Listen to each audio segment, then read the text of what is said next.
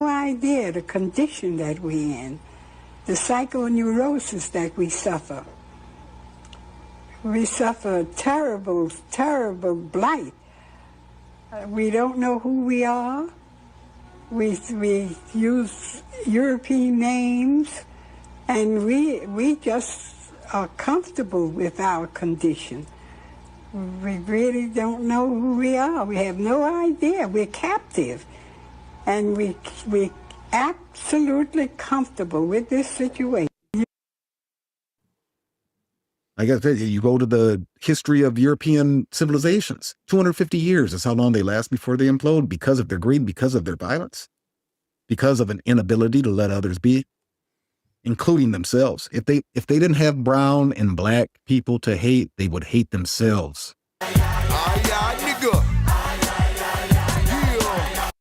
Heavy, I'm a walking dead man, is what they call me when I come. I hit the loot juice, it pulls up in the dude. Heavy, I'm a walking dead man, is what they call me when I come. I hit the loot juice, it pulls up in the dude. Do that dance, baby, do that dance, let's work it out.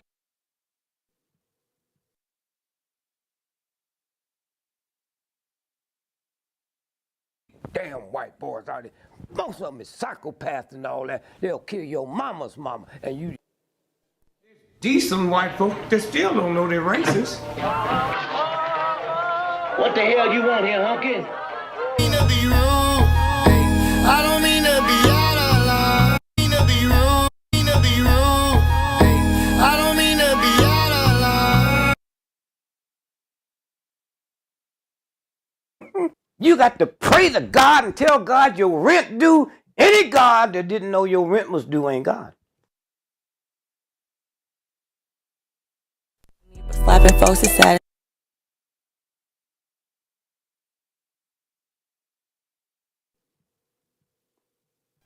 Some people, they feel like you almost have to sell your soul to get fame, or is it just hard work, or is it luck, is it consequence, is it? No, most of us in sold our soul. We just called it something else.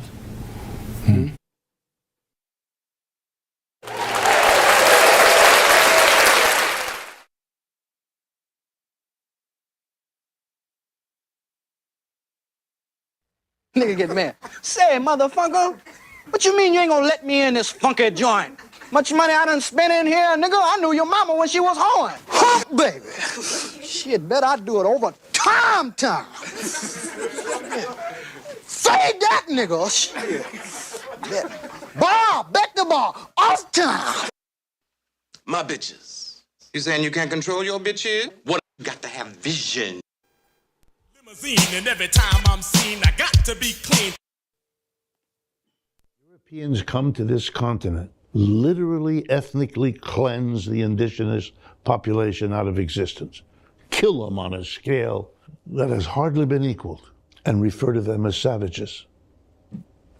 That's an achievement. Who's the savage? The first time I encountered this was in a little town in Massachusetts called Deerfield. It's a reconstruction of what that little town looked like in colonial America. And in front of each house is a plaque that explains something about this house. And then description. On the 18th of October of 1702, the savages attacked.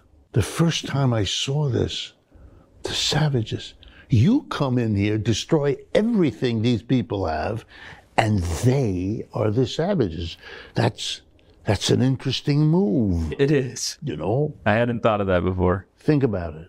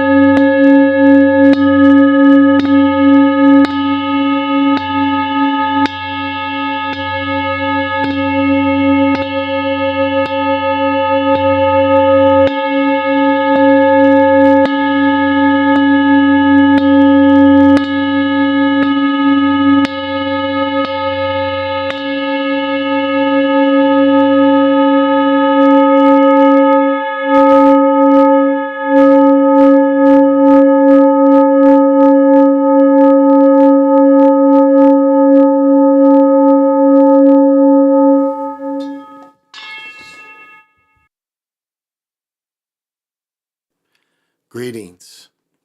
This is Big Pontiac, and welcome to the Chocolate Mountain Show. I am the holder of the infinite sacred ball game that was created by the Hero Twins, and I am that one and only Galactic Daddy-O, welcoming each and every one of you to my galactic patio that reaches from Minnesota to the universe. That's right, baby. I am that Galactic Daddy-O. And I see PJ's here. PJ, ask me how I'm doing. I'm gonna wait for you to put it in the chat. PJ, ask me how I'm doing right now. I'll wait till you put it in the chat. Say, how are you doing? Where's my light? Oh, there we go. There the motherfucker is.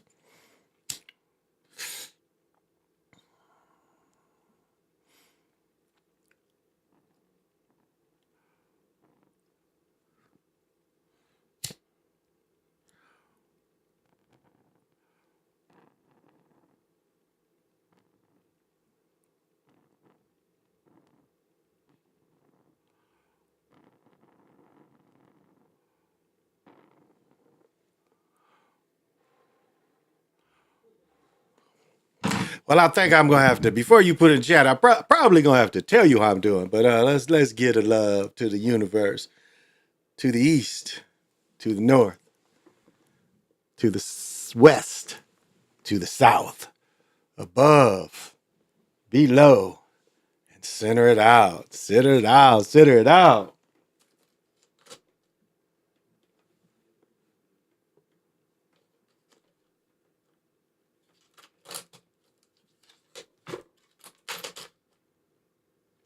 Oh, not that way.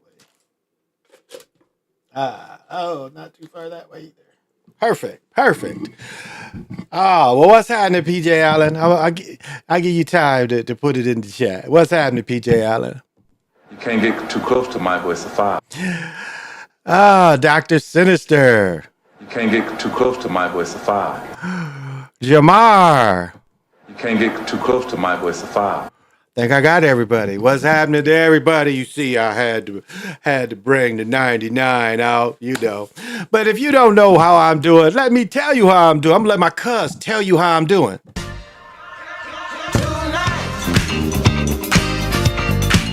I'm all right. What you want to know again? How am I doing, cuz?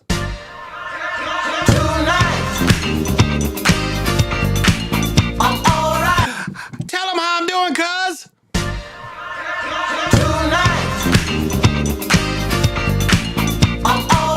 Tonight I am all right.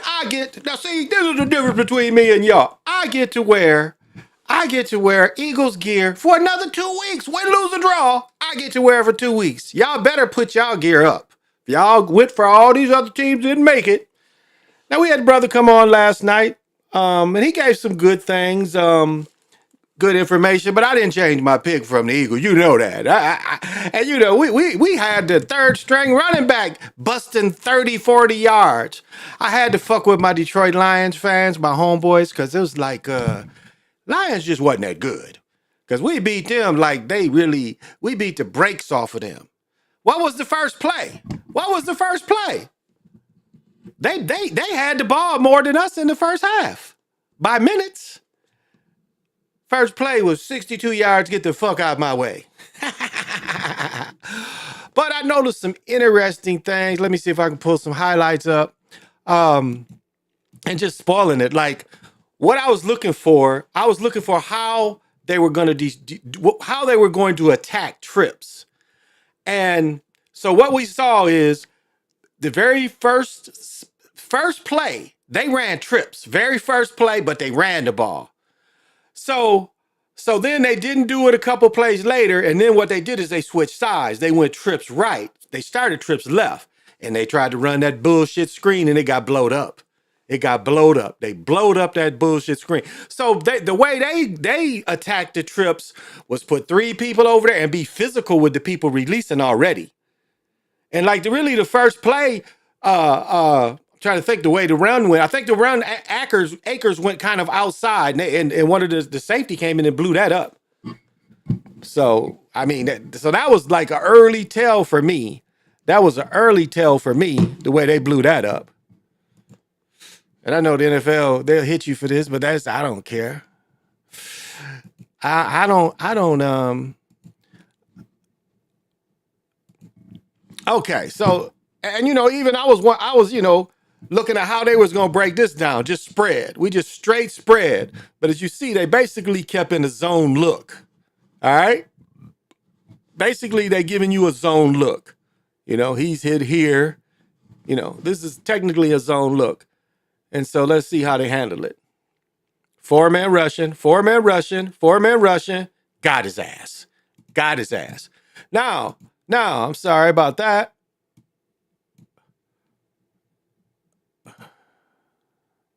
Now, look at here. Really, this is a trips look. They're just not in the trips bunch. But this still is the trips look. And see how they handled it? He ain't thinking about this. He guarding his man. He's guarding his man. And let's see, is this the one they blew up early? Oh, he did the crossing. Oh, okay. He did the low pass. Now, check out what they did this later. Let's see. Let me catch him. Okay, watch him. They completed a first down with this play later. See, he's running this short cross, and that's perfect, perfect, because they fell back into a man. Technically, it's still a zone because they're covering their zone areas, but here's still safety over. But this was open for them. They got a first down with this receiver. He didn't go, he went to him. But later in the game, he goes to this cat. But again, good leverage on everybody. And only rushing four. And we had a good pass there. Again, just twins. We got twins right. And in twins right, again, put your hands up. He ain't that big of a dude. Put your hands up. Now, he made good use of the tight end. I think Ertz used to play for the Eagles. And Ertz made at least, I think, 8-9 catches. Now, again, look at how we came out of on this. And I think the defense was really telling how they was really kind of blowing up certain plays. Now, again, just rushing four. They went heavy on this side, so they slanted this side. You see what I'm saying? They slanted this side. And really, he's the rush end. Linebackers up a little closer, as you see. And still man, but safety help over. And look how they attacked this. Look at that hold. Should have been holding. Yeah. Again, just twins. This is the first drive. This must be the first drive. Ertz again. Ertz had a good game. He caught 9 or 10 passes. Okay. This was a key play. That they had been looking for. And again, did you see what he did? He already engaged him. He's already fighting through. See, he can't make this block.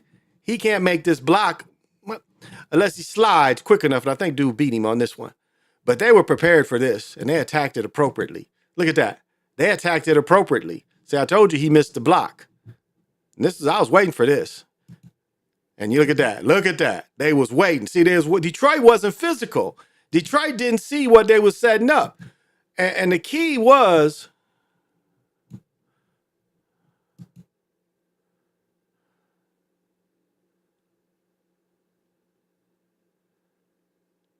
again, we're in a full 3-man look. 3-on-3. All right? But he has to block the outside man. He gets physical with him immediately, which kind of backs dude up. If you see what, like right here, that physicality right there kind of threw the play off in itself because he's not getting downfield at all. He's come up. So he's not fully engaged. And there's no way Ertz can get to him. I mean, there's no way Ertz can even get to him. Blew the play up. I thought that was very telling that they blew that play up earlier. And they ran it a couple more times. As I was saying later, they ran it and got the crossing pattern. All right, again, they love going trips. So they set up with trips again. I think just a slight variation here. Slight variation. Okay, we're in trips again and the back in motion. So again, they're like, okay, this time they got us because, you know, we weren't able to get we didn't have the double team that they was expecting, or the one-on-one blocking at least. So he said, okay, let me put them back in motion to see. Again, is this the crossing pattern? Oh, this is where he was able to run it. It was a good run, but it was a good tackle too. And again, that's not hurting you. You know, that really doesn't hurt you. You can dig. That's really not hurtful at all. That's not hurtful at all. Commercial. I'm gonna let this motherfucker play. All right, anybody else come in? King Kane. What's happening? You can't get too close to Michael. It's a foul. Ooh, that's way too loud. What's happening? Yeah, the Eagles kicked their ass. Man, this is boring. It's the same dick song every year with the Chiefs. Yeah, the Chiefs that's some bogus shit. That's some bogus shit. This ain't the first turnover. All right. Okay, we'll play the whole thing here. So this is, turning point here. It was just on the kickoff. Look at this return. A nice return. So they already in trouble. We on the 42? Look at this. Simple pitch. Hit that motherfucker full speed. Make him miss. TV tackle. He didn't want to tackle him. This is definitely, y'all got to admit, this is a TV tackle for sure. Watch again. Watch again. These motherfuckers missed him on purpose. I'm gonna say it again. They missed him on purpose. Look, he don't try to get him. He don't try to get him. He didn't even try to tackle at all. So, and quantum of science, if you're watching this shows you everybody is in on it. Not some, not a few, not just the refs. All the players are in on it. This is a play where I'm showing 100% they're not trying to tackle him. And the Eagles, this is my team. But when I see it, I have to call it on everybody. They are not trying to tackle him. You see this? This guy had the angle. He had the angle to get him. He didn't do shit. He ain't really even being blocked, engaged, but he done threw him away. Look at. You telling me you're not going to hit this man low? That's where you got most of your leverage, not high, low. So you can't tell me that's not a real tackle. That's not a real attempt. And look at this guy. He never even wrapped his arms till he fell down. And then this dude Zero had him. And he didn't take the angle to tackle him. So, and it's interesting how they had to keep attacking it, because they saw they didn't go for the trip setup. And so they kept trying to attack.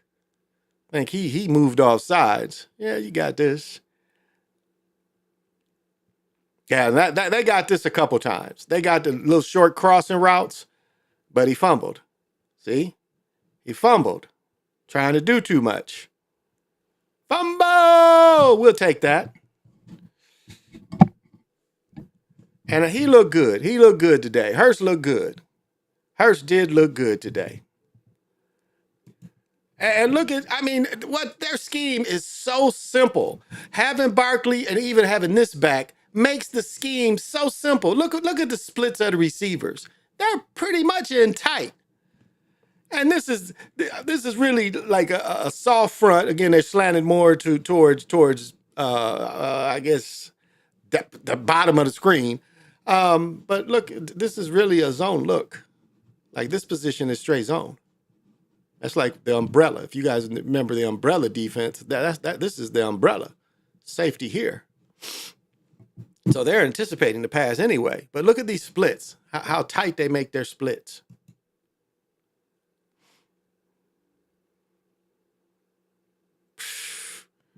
That's why that man won the Heisman. They are probably the best at doing this. This ain't even using Barkley. This is just picking at him. And what was he the first dude to do? What was he the first dude to do? Look at this. Look at this. It's too easy. Too easy. Too easy. Too easy. Too easy. Too easy. Ask me how I'm doing.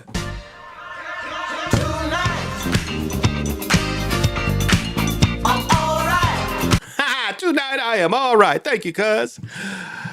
So I don't think we need to show the slaughter anymore. I don't think there's any more film I have to break down. Even though Hurst was putting the ball there. Now, oh, okay, yeah, let's look at this again. So I think this is the under. So again, the trips this is what they know. They go to trips every time for the advantage. This time they faced it a little differently. As you see here, but they're kind of in a zone. So he's zoning. They're rushing these four. Again, man, technically one of these is going to be his man, the ready to rush, because it didn't look like he dropped off. I don't think he dropped off on this. Oh, he stayed in and blocked, and he released late. Lucky that didn't get interception. Lucky that wasn't intercepted. But if you look at what he was trying to set up, he ran a deep pattern. Let me see. He ran a deep pattern. Yeah, he went deep, like a post or a deep curl. Just a deep crossing pattern. Again, on that shit. This is where they played stupid. It's like, wow, this was a stupid give up right here. This was a real stupid give up. They fell asleep. But you know what? Like, if you look at what they did, if you really look at what they're doing here, they kept him in front of them. Like, watch as he scrambles. Watch how everybody maintains their lanes and their positions. Look at this. Everybody's still maintaining their lanes. See? They're not over pursuing, because that's what happens. A lot of times dudes be over pursuing. But look at all the lanes that they're keeping. They're keeping their lanes. So when he cuts back, where are you going to cut back to? Ain't nowhere to cut back to. Nowhere for him to cut back. Because everybody doesn't over pursue. They keep it, they maintain it, and there we go. Shoot. Got your ass. Trips again. They love going out of trips. And he ran an inside curl. Good route. And they got another field goal. So he kept him out the end zone, though. Second quarter action, we got Hurst. Boom. I mean, just how quickly and effortlessly he throws it and they catch it. I mean, just look at this. Look at this. First down at will. Too many weapons. Then now, did you notice how they did the tush push and they tried to stop it because they was jumping off sides in the first half. That's when they stopped him on the goal line. They was jumping off sides. Now what we see here is we have a hurt center. This dude stayed in way too long, and he just had no mobility. And watch, he just really didn't. And I give him courage because again, both of them, they double teamed here, and he was supposed to get him. But again, the center's hurt, so that gave him a free rush. Good defensive play, They end up with a field goal. They make the field goal. What'd you say? The Bills went away from Cook. Yeah, the Bills did go away from Cook, but like that money call made no sense. I mean, all you needed was 5 yards, and and that's how they fixed it too. Is you look at the motherfucking routes, and quantum of science, that's something you don't know nothing about. You look at the fucking routes they run. You look at the call. You only need 5 yards. Most people run like little screens or little dumps. Or a tight end delay and a cross.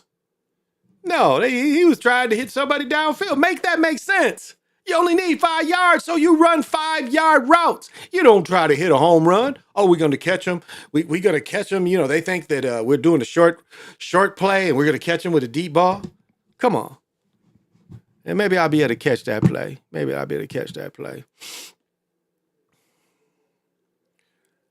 Oh, that's right. The Eagles missed their first field goal.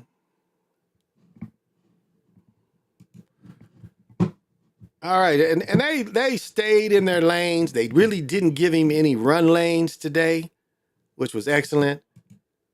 And, they gave this up all day. Again, this ain't hurting you. This ain't really hurting you. Again, look at the trips and how they're running the same play they got the touchdown with. But look at how they attack it. All day. That was all day. They didn't give that to him not once. Not that screen. Good catch. It was a good play. It was a big play. No real, yeah, okay. I got no problem with that. Now, this one took forever to materialize. And look at that. Keep people in front of you. Now, watch, see, they was going off sides every time. That's why they got the penalties. That was their way to fight it, was going off sides. They went off sides there. That was their way to fight it, to go off sides. And look at this. Again, chunks. He had 61 yards in the first half. 61 yards. And look at this. Easily buy these mugs. That's Macklemore from the Minnesota Miracle.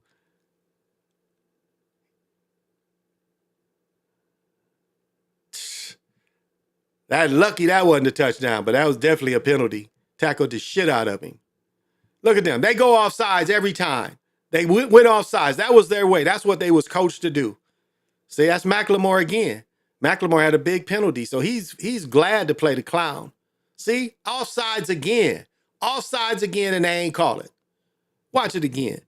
That was their way to combat it, was to go offsides. They jumped every time. Watch. Every time they run it, they jump. Watch them jump. Jump. The tackle, the defensive tackle jumped. Again, watch the defensive tackle. I'm trying not to go back too far. No, it didn't go back at all. Still not going back. Okay, watch the defensive tackle. I'll put the arrow. Watch him. See, he jumped. He jumped. He was clearly offsides. They ain't call it. He made contact. Watch the defensive tackle make contact before the play's call.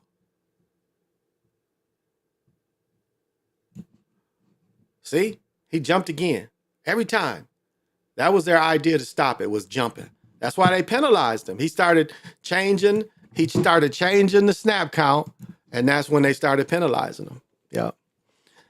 Hey, James Gant, what's happening?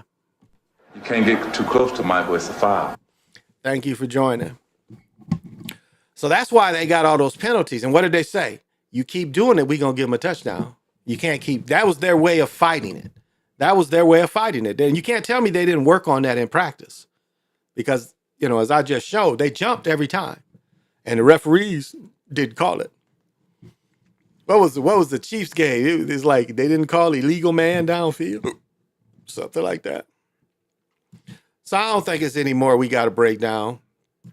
I'll look at some more later on how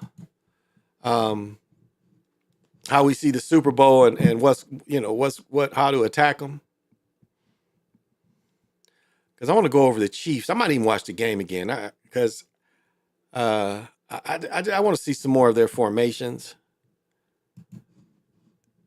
and kind of getting their tendencies a little bit. So this is the first series with the Chiefs.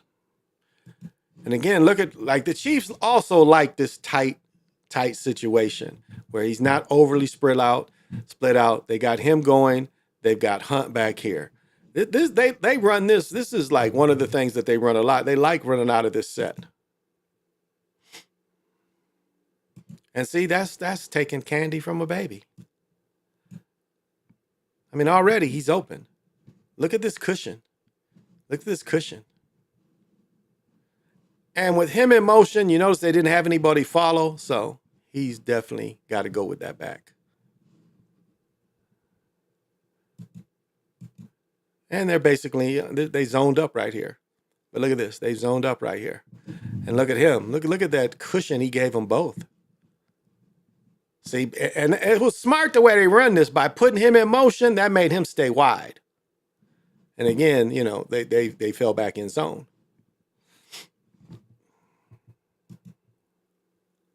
So, linebacker didn't get out there because it really technically wasn't his man in the scheme they was in. It wasn't the linebacker's man. All right, again, tight formation.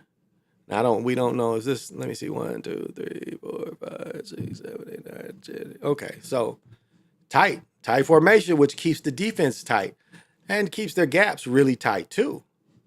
But this is how they attack it. See? Middle's open. Again, this time, he's following the motion this time. Again, the safety deep.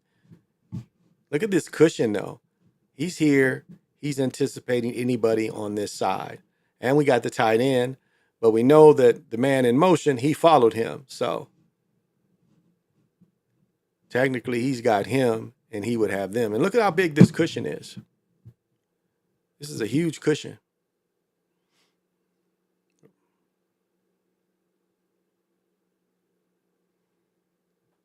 See, he was a safety valve. Again, look, he spread out the tight end. Nothing deep. Easy football. If you really look at what was done here, Kelsey is a distraction. So everybody's watching Kelsey. Watch their reactions to Kelsey. Look at now, Kelsey. Look, he's looking at Kelsey, and they're looking at him. Look at Kelsey. So all them, see, they're staying home for Kelsey because they think that Kelsey's getting the ball, but no. See,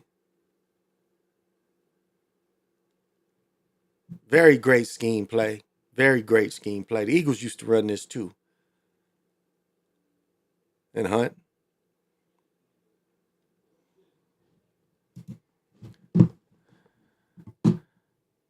So it's really like they run a very simple scheme, and it's just they don't really force a lot. Now, the only bad call I could really say was the interception fumble. I would think that looked like an incomplete pass. That's what it looked like to me. It looked like an incomplete pass. That was the only really bad call, was that, because it hit the ground. But from the Titans playoffs, where they said that the ball hit the ground, they changed the rule the next year, remember? So the ball can hit the ground and still be in play. But it looked like it could have been an interception too. And I think it was the Eagles. Remember, the Eagles had a fumble, and they said the fumble, Eagles got the ball because he was down by contact. Y'all remember that bullshit call?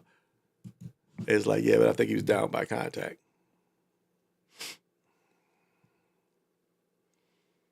The Bills were soft up the middle the whole game. All right, now here we go. Now we know the Chiefs aren't great on defense. They've given up a few points this year. But again, we got twins on both sides. No back, empty backfield. We got a flanker, or this is technically the tight end position. The ends, they're playing ends right here. Flankers. So no back. And right now, looking at this, you would say, okay, he's probably man, because he's here, but easily, depending on his reaction, you could almost say they could fall back in zone, him too, because they could easily pull up and make this zone. But right now, they're kind of giving a man look. And let's see how they attack it. See, he fell into zone. See that? He fell into zone automatically. He dropped back into zone. Again, he's got the open cross. Didn't go to it. Late with the ball, but good pass. He was late with the ball, but good way to attack that. If that 32 is going to be so far off of him, that's a great attack. Okay, changed up. They got what's called a pro set. Got a pro set, tight in here, flanker, wide receiver. And, look, we've got 1, 2, 3, 4, 5, technically 6 in the box, but again, he's dropping. We've got almost a 4 linebacker. Look how tight they're playing everything. And then again, he's safety, so he's getting deep to start getting depth. And they don't blitz anybody. They're just attacking them with their line. And make it easy. Make the game easy. It's hard to stop that cross. Again, we're set up. Twins right. Tight end. Flanker. Running back on the strong side. Running back, well, Technically, neither side. A strong side would technically be left because of where the tight end is. Gives you extra blocker, but that's not where the back is set. Take what they give you. Make it easy football. Take what they give you. And again, okay, this is where we seeing them go trips and seeing how Kansas City is set up for trips. Again, they're soft. Look at that soft coverage. Now they're where's 56 is out. So these is just all linemen and everybody. This is a linebacker safety. He's been playing a lot of linebacker, but technically this cat's a safety. Strong safety. But you see how everybody just DBs. Just DBs. People that can run with people. Just short little routes. Make it easy. Make it easy. Make it easy. And they got a field goal out of that. Bills the same way B Moore did. Drop passes from tight end Kincaid like Anders. Let me see if I can find the end of the game where he ended up throwing it away in the 4th and 5. Let me see if I can find that if they put that highlight in here.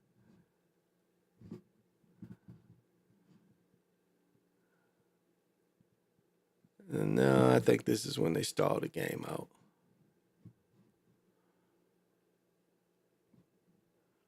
Let's see. Oh, here we go. All right, let's get all this series here. Okay. Stops him on the first down. No, he got the first down there. I think this game, the Chiefs game, no turnovers. Oh, why did they skip it? Okay, I didn't go back far enough. This might be the play here. Let's get it going. Yeah, I think, this is it. So I'm going to have to go back a little. 15. All right. Now, again, they're fighting for their lives. Got 2 minutes left. You see the score. Kick a field goal. And again, they ran twins most of the night. Twins with a back. And again, they brought 54 back in here. So what we've been seeing is when 54 has been there, he ain't really blitzed a lot. He's been in coverage a whole lot. But look at what they got here. They still got him on the line. He's near the line. He's near the line. So you're always threatened with a blitz. If you don't get the ball quick enough, you're always threatened with a blitz. Now, this is how they attacked 3rd and 10. They only got 5 on this play. Everybody's in the box. Look at all the pressure they're already seeing. And they run a damn screen. I think a screen to the other side would have been more effective. Now, this is the play. Now, again, you're looking at him. Everybody is in the box. They're putting max pressure, and they decided not to keep him in the backfield. They decided just to go with, 4 receivers. And again, look at these routes. All these should be quick like routes to get 5 yards. All right, we're starting to get depth as receivers. Look at the receivers getting depth. Now, everything, again, should be, look, why would you run this route? What is, you thinking he's clearing out? Everything. And this is what they're trying to achieve, is getting him a little cross. I think he ended up with 86. I think he ended up trying to throw at 86. But again, they weren't really ready for the pressure. And they wasn't ready for this back. This back got a clear run to him. Yeah, so, he was the deep guy. And that would have just been to get the field goal. That would have just been to get the field goal.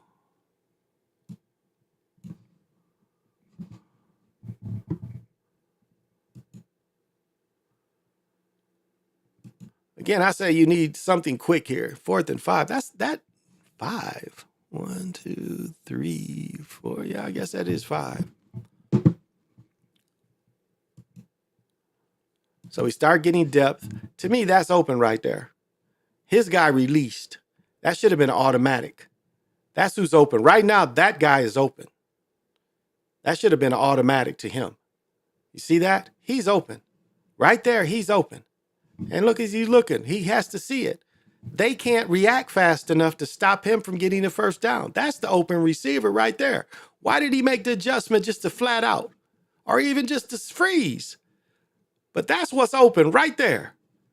Look at this. All this over there, all this red is shaded. They're staying on the line damn near. They're not getting any depth. So this is where they're expecting it to go, and they run him into all this. Instead of him having, if my guy rushes you, boom, you look right at me. That's usually the read. If your man blitz like that, go to the back to where he came from. Look at this. They got this motherfuckers running crossing patterns. You see how long it takes to get these crossing patterns? He was open, like he was open earlier, so, we saw what they did. They got a plan. Will they let the Chiefs win? I don't know. We'll see. We'll see how the week goes up. And one thing that, I'm only going to count. Let me see. How are we going to do the morbid news, y'all? How are we going to do it? Because I know it was, I think the soccer player died. Was it a soccer player that died? Because really we should count. Because what they do too is they announce on certain days. The person may have died another day, but they'll announce his death on a certain day. So do they? Because I know it was a soccer player that died. And here again, and see, this is how they use the energy. Whoops. Oh, okay, I see what it did. This is how they use the energy. Pictures of Ali. You see this kind of shit, they're using that energy. That's why they put it out here, to use his energy. Championship, they all the blood sucking they can be on the championships. So it doesn't look like anybody tonight, which is cool. I know it's a soccer player. Let's see. Because there's a soccer player that passed.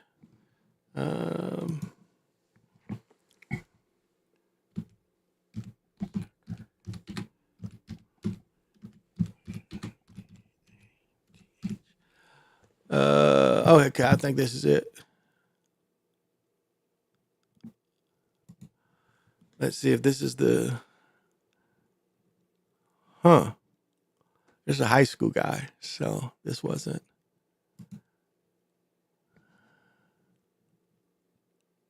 Oh, okay. I guess this is, this is a high school guy that died, so can't really say that he died for, I guess he collapsed on the field. Yeah, I guess he had a heart attack or something. Okay. Yeah, this doesn't appear to be. Let's see, is this January 5th? January 5th, okay.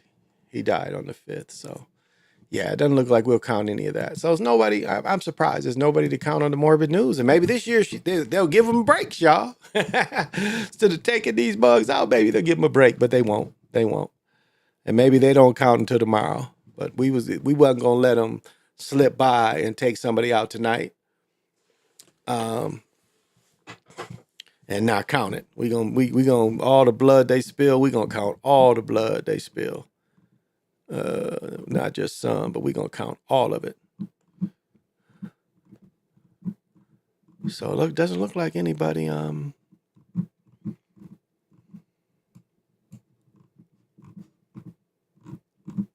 it doesn't look like anybody passed today, which is super cool. Damn, okay, what has Magic got to say about the loss? Magic blames loss. Minority owner didn't hide his disappointment after the team's loss. He admitted that he's mad at the results before providing his thoughts on the game and what doomed them. According to Johnson, the team's 3 fumbles and a bevy of penalties. The fumbles hurt more than anything. I hate losing, so I'm mad at my Commanders lost, but congratulations to the Eagles. I'm losing. I hate losing. Eagles in advancing for the Super Bowl. Can't hurt our chances of winning the game today with 3 fumbles. Too many penalties. More fumbles than penalties. Certainly great part while the Eagles started off hot, entered halftime with a 27-15 lead. The Commanders had still fighting chance. By the end of the third quarter, Washington was still only trailing by 11. The fourth quarter, however, scored 21 unanswered points to whoop their ass. And he didn't hurt them. They kept him in front. So the Lions was overrated. Overrated. Just think what we would have did to the Lions. We'd have whooped that ass. Let's see any more new ones here. What does it say?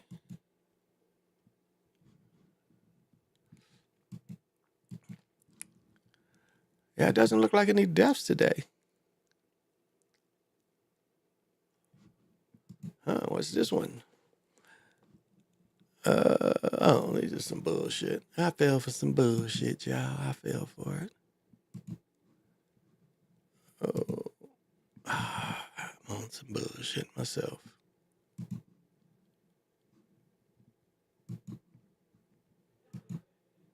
All right. Yeah, it doesn't look like they offed anybody today, so that's good. That's a good thing.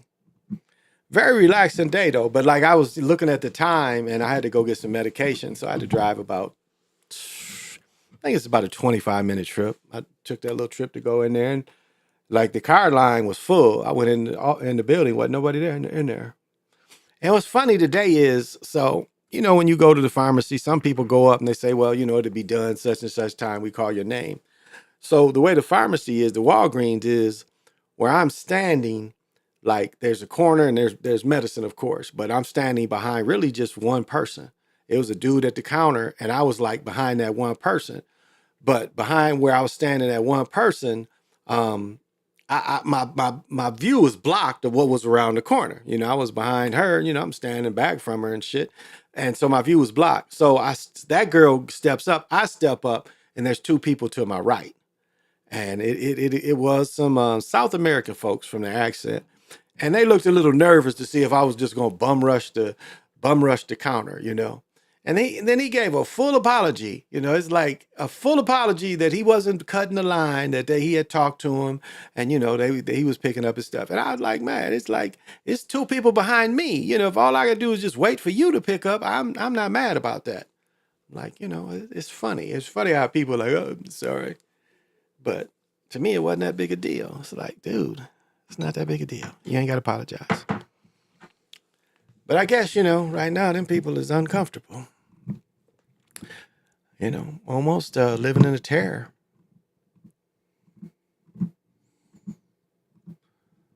So, and it's going to be interesting. We're already seeing, Jeffrey Lane is sending me a lot of things about the eggs. I think it was $15 for 14 eggs, I think we paid. I don't know why she bought eggs. We already had eggs, but I don't know why she bought eggs. We got 2 cartons of eggs in there already. So,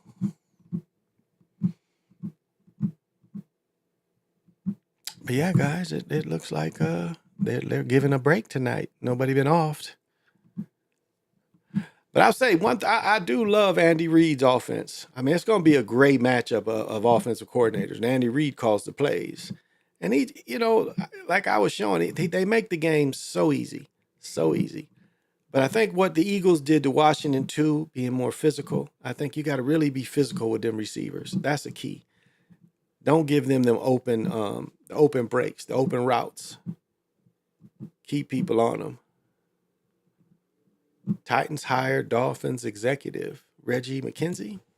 Looks like Reggie McKenzie is going to the Titans. What is he going to be? Former Raiders personnel with support. So he's going to be to go instead. He's going to be assistant to the general manager. Wow, Reggie McKenzie's only a year younger than me. 2 years younger than me. Huh. I remember when that nigga was still playing.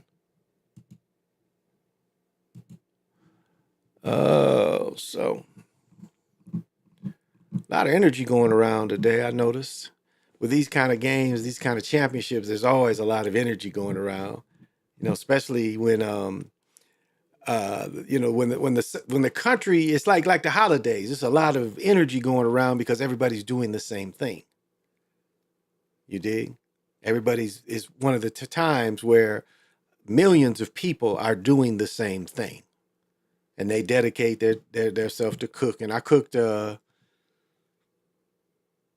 maybe 14 or 16 wings in my air fryer. I grilled them in the air fryer, and then I made a big old crock pot of chili. So my son bought some of that deaf kind of hot sauce. So that's what I did. I was watching the Eagles game because I like to just be pedaling around all day. So I watched the game while standing up. Because when I got to watching the Chiefs game, them sleepies started coming in from just not doing nothing. That's why earlier Eagles played, I started cooking just so I could be up.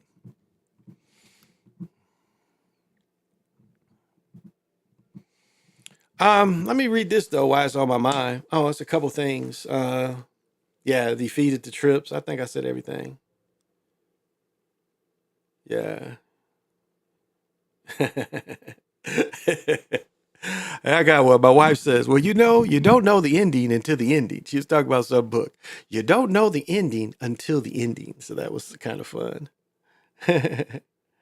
Oh, this is something that we had came up with, and Lobo mentioned it earlier because he's been doing the lives. And this will be, I've been doing lives since 17. So I did 3 years on my old channel, and this is at least all 4 years. So this will be my 4th live on this channel on the Super Bowl and breaking down plays and stuff. But like we had talked about this years ago, and I used to watch this, and I first, like, I don't know if, like, when the Cowboys won, they had done it earlier, but it was interesting. The Cowboys, like, really kind of hammed it up when they were like being introduced. They were the ones that really didn't have their helmets on. They'd have their helmets off, Emmitt Smith and Michael Irvin. And they'd be, this is my time to shine. And you could see on their face they was going to win. But then because they showed one offense against the defense. And there's tells. So that's another tell. Is look at the players' expressions on their faces. And kind of look at that thing the whole game too. But before the game is also a big tell because you can kind of see the ones that's going to lose. It's on their face already that the script is going to lose. So quantum of science, that's another way that you can tell. They tell them if you're going to win or lose. It's not no accident. They knew the teams that won today knew they was going to win. The players knew. Yeah, they got to go out there and play the game, make the plays. It's like wrestling. You got to take the fall. You got to be able to take the fall. No doubt. That part is real. The tackling is real. But as I showed with the Barkley touchdown, I mean, if they want the motherfucker to get a touchdown, they just don't tackle him. It's just that simple. So for you to say that those people involved in the tackle didn't know nothing about it, and they just all of a sudden they can't tackle. That's what they get paid to do. They missed him because they were told to miss him. And the Eagles are my team, but they were told to miss him. So, did you see the video of Bronny James going up for a layup and the ball goes erratically all over the place? I think they scrubbed it off the net. Oh, no, I didn't see that. I fell asleep during the Lakers and Warriors game Saturday night. Yeah, I stayed up and watched that one. Okay, yeah, it was kind of boring though too. It was kind of boring. I was watching the highlights of Bronny getting, what he got, 31? Shit. And got 2 or 3 blocks. I mean, I told you, he's a bigger Patrick Beverly. He appears bigger than Patrick Beverly. Maybe he's not, but he appears like it. And he's already shown the desire to play defense. Strong. I mean, that's what he picked up from his daddy. He's strong. He's a solid guy. And as I said before, you playing and practicing against these people makes you better. Makes you better. Being around those people, playing and practicing, you get better. You get better. That's why, like, I bring up Shawty Vaughn from time to time. Like, there's no reason why he's not in the league. I saw him play here 2 or 3 times. Defense improved 100%. Because, again, you got to stay with people until you really are established, like James Harden established. You still, got to play good defense. And I saw Shawty do all that. Improved his shooting and everything. He's out the league. And this must be his 6th, 7th year out the league. But I imagine he's playing somebody somewhere. But that wasn't what the dreams was. He got to live his dream for 4 or 5 years. I don't think he got long enough for pension money. And that's a crushing feeling. You know, you in the league 4 or 5 years and you thinking instead of you being comfortable, and what they did to him, they'd always make him go summer league. He's like one of the all-time, I think he's the all-time leading scorer in the summer league. He's played in it so much. And you had people younger than him not playing. They was just watching. It's sweet. It's blue. Or this is black. Oh, this is black. Oh, yeah, this is black. Still $200. So, it crushes a man.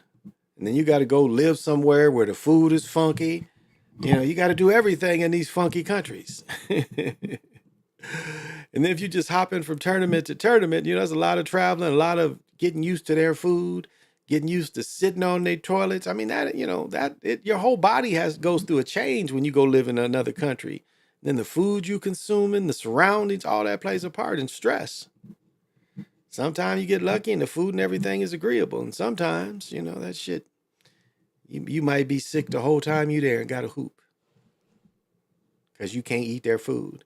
And unless you see burger places and shit like that. But sometimes even in them other countries, and burgers and chicken don't be that good still. So it's a hard life. It's not easy as it sounds. And I mean, yeah, the good thing is you get to hoop. Nothing like that you get to hoop. And, you know, I wouldn't take that away from anybody. But I mean, it's a lot of things. Like one friend, I had my friend Tyrone Doman, Chris Doman's brother. He played in China. He loved it. He said, my other friend, Keegan Murray's, what was it? Keegan and what's Keegan's other brother's name? Keegan and Chris Murray, I think are their names, their daddy. Yeah, he said he hated it in China. He said it was too many motherfuckers over there. But my Globetrotter friend used to always say how many women, like everybody would say how many different ethnics of women. And Tyrone had the most women around the world. That motherfucker said he got with a woman in Russia. You know, he had been all over Africa. He said he didn't like the African women because, you know, that bug was going around Africa. But he was saying all the women that he, you know, was able to get with around the world. If you got any kind of game, that's how it can be. And you can buy it too. You know, around the world, they sell it a lot easier than they sell it here.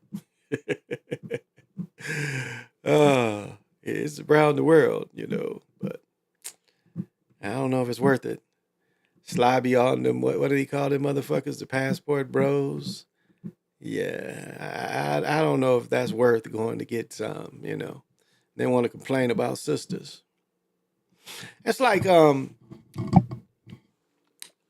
my wife and I was talking earlier.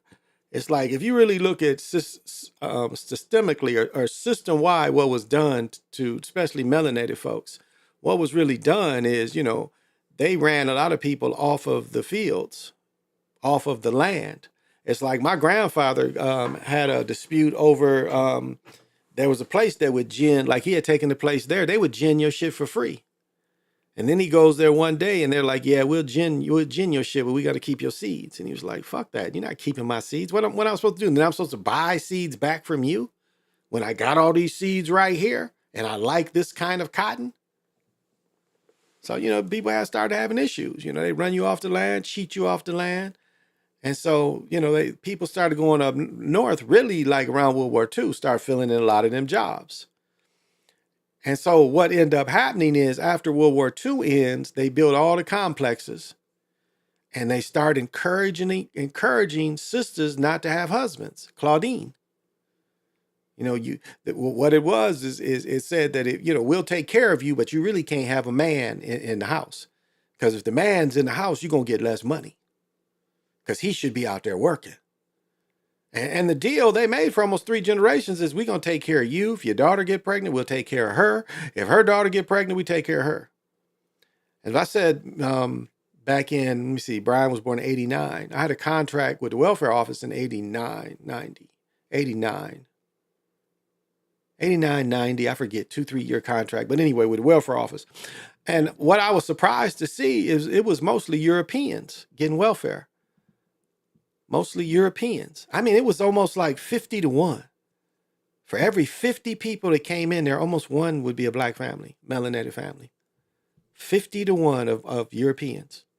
And that blew my mind. I don't mean just one day. I mean every day. Every day, nothing. And this is, Michigan. Every day, more Europeans coming.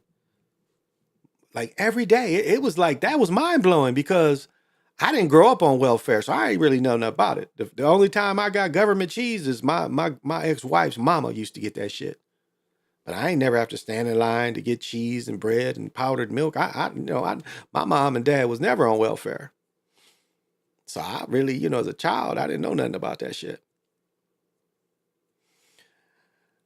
And so watching television, it made it seem like, Ronald Reagan was big with the welfare queen.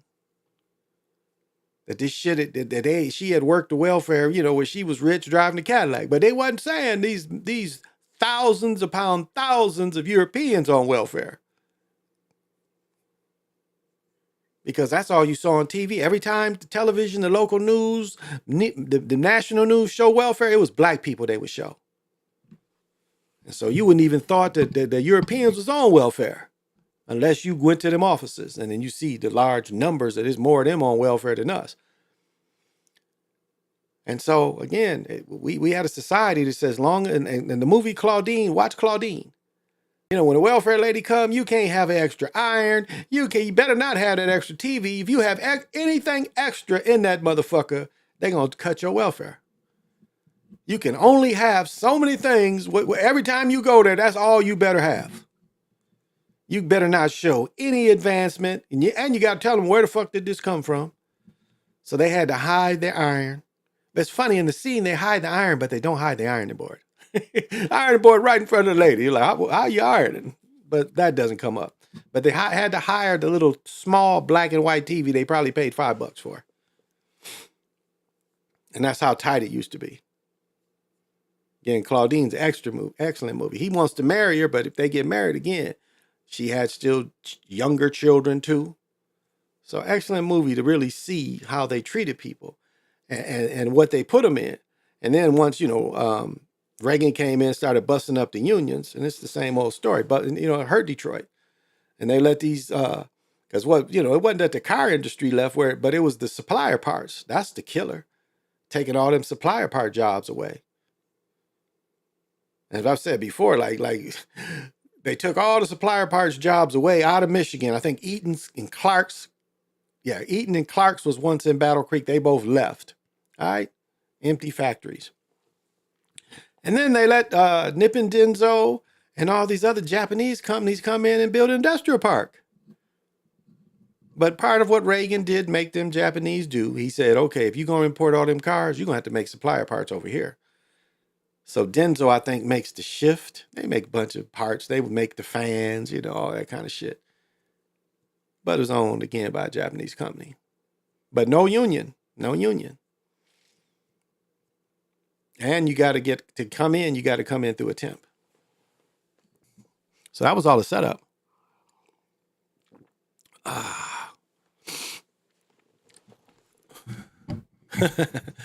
Haitian immigrants in Springfield, Ohio. Oh my goodness. Immigrants in Springfield, Ohio turn to faith amid deportation fears. Man. Oh, they're going to take these Haitians back to Haiti. They're like, please, Lord, don't let them send me back. At the end of his Sunday service, the pastor, First Haitian Church, they don't care if they're Christian or Catholics. So they're Catholics. Christians, excuse me. Come to receive his blessing. Here's guides how to deal with federal agents in the case of raids stemming from Donald Trump. I ask God to protect my people. After the service, reflecting his final prayer, I pray especially for a Haitian community. Look at them. This is the problem. This ain't what's going to save you. Some of the estimated 15,000 are seeking solace and divine intervention of their churches or shops that sell spiritual products. Communities say many overwhelmed by fears Trump will end or let expire the temporary protection status programs that allow them to remain in the U.S. Wow. Help support. Majority of immigrants in the U.S. are not criminals. They are hardworking people. And they said they were just going after criminals. Trump falsely accused Haitian of eating dogs and cats. Fears about the division, anti-immigrant, mostly white, blue-collar city of about 30,000 people. So it's 15. And, you got some brothers and sisters in there. Schools, government building, electoral office were targeted with dozens of bomb threats. Wow. Before we had a different type of fear of retaliation, whether it was the far right or the Proud Boy. They're saying that a lot of the people that he put on parole is upset with Trump. That was the word out, that they was upset with him. Don't know how true that is. But one thing, like culture-wise, it is like our responsibility to teach your children about the culture. Teach your children about your family's history. You don't want to make the opposition be the one teaching your children. You leave that to you. There's enough information out there where your children can still, they ain't got to be in that school to learn.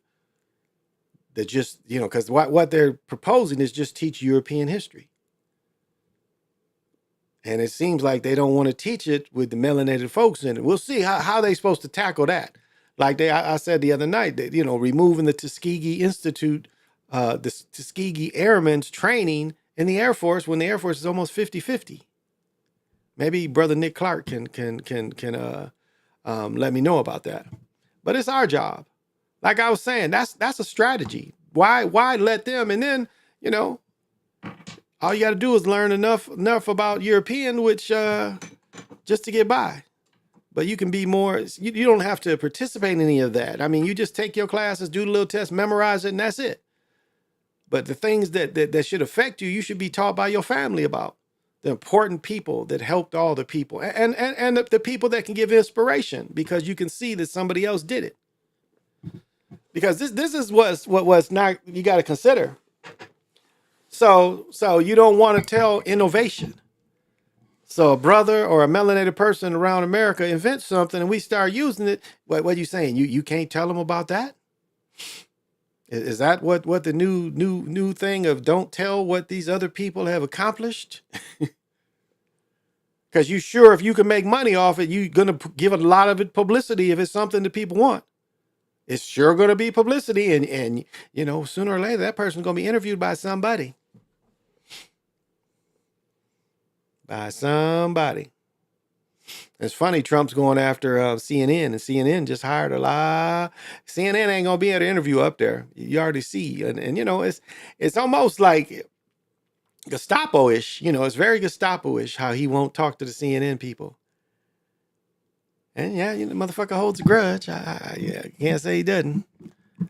In some ways, they said a lot of bullshit. And so I kind of understand. If I had that power, I think I would face them the same way.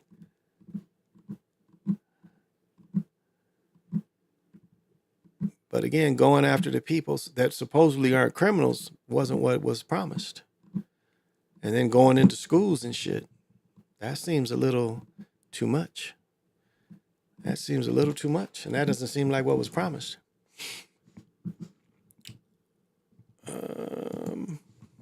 I wanted to show the one I made. I forgot to show that. That shit was kind of funny. He knocked the shit out that dude. He stunned that motherfucker. Oh, this one. No, not that one. This one. Man, this was a baby man for sure. Dude went out after this play. Pow! Because dude was face masking him. That was a punch, y'all. That was just a straight up punch. He punched that motherfucker. Look, that motherfucker, he shook him up. This stunned his ass. Look at this. Boom. That shit stunned him. And that's with a helmet on. He hit that motherfucker with a helmet on. He was hurting like his back hurting shit. He was grabbing his back when it happened. Look at this right hand. See, he face masked him. So dude fired on him for face masking. That's strong. That takes a lot of strength to do that. To knock a motherfucker down with a helmet just by a slap. And somebody commented, I had talked about this last night, how this used to be part of the game. Never the face mask, but boom. Down goes Frazier. Down goes Frazier. Down goes Frazier. Oh, that was one strong brother.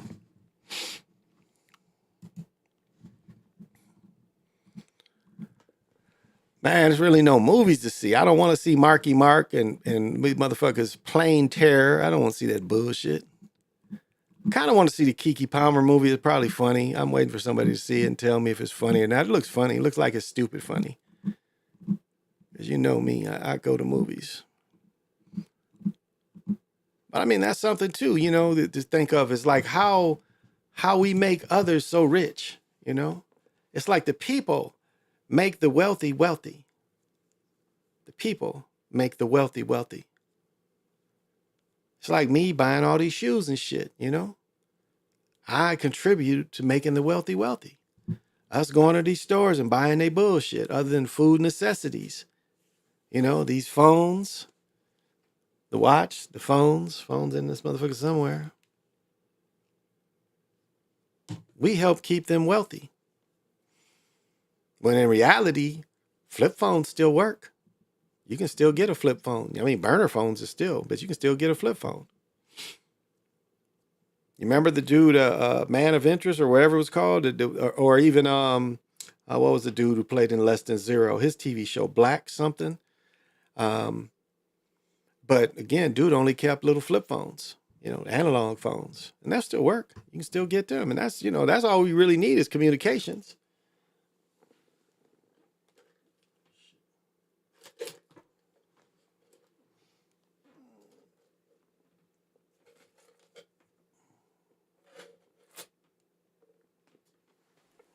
I think it smells good enough in here.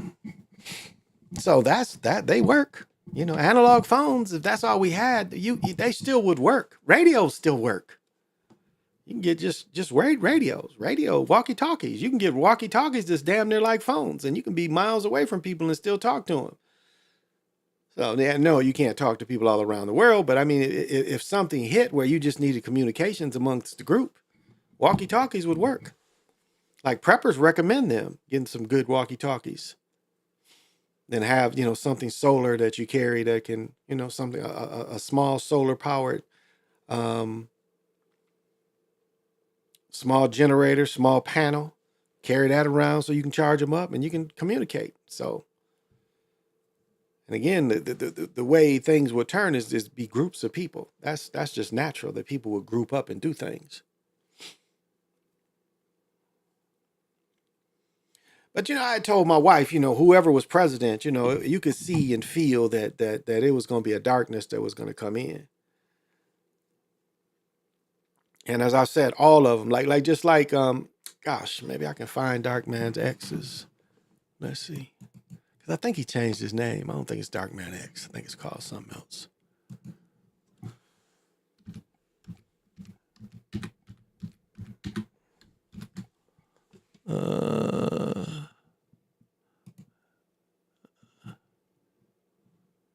No, this ain't him.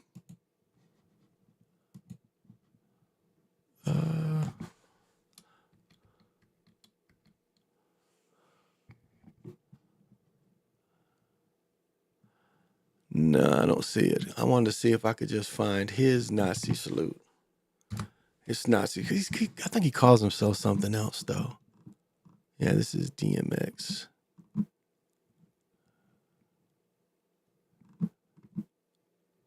But he gave a great breakdown of the Nazi saluting. And all of them Nazi salute. All of them. All of them. And that's what, you know, part of the New World Order is also giving the Nazi salute. So, yeah, I'm not finding Dark Man X. Maybe he's pulled all this stuff. He's got another name now. I got to look it up. Because I haven't seen him even being on any panels or anything. So, but he did an excellent breakdown. I think it was 17. He did an excellent breakdown of how all of them, you know, how all of them use the same thing. And it means it's you know, it's all still part of the New World Order kind of deal. And so as I talked about last night, again, what is your strategy for moving forward? What is your strategy? Like if you do get stuck or your power's out, I mean, what kind of strategies do you have? And I'm lacking even myself because I've said, you know, I think if I'm given the opportunity in the next few months, I'm definitely trying to get me a little wooden burning stove. Because that's one thing I'd be vulnerable up here. It gets so cold at times. And I mean, it would literally make you have to go somewhere, because I got a gas fireplace. If they turn off the gas, I mean, at least, with a gas fireplace, it would keep a little short area of my downstairs warm enough if something happened to the heat. And last week we had that, 15, 16 below. You in the house without heat, you ain't gonna make it. And we saw, we just saw a football player die. I think it was last night we read about his death. Not understanding that if you have a gas generator, you got to have that gas going somewhere else. You got to have pipes taking the fumes outside, or it will kill you. And it killed that brother, which I thought almost everybody knew better then,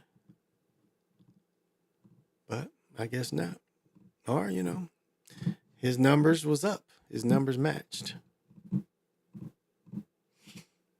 It's funny, y'all ever check out the dudes thinks everybody's a tranny? We saw the one dude, oh man, I think PJ remembers that funny guy. What was his name? He was like 100%. He was funny.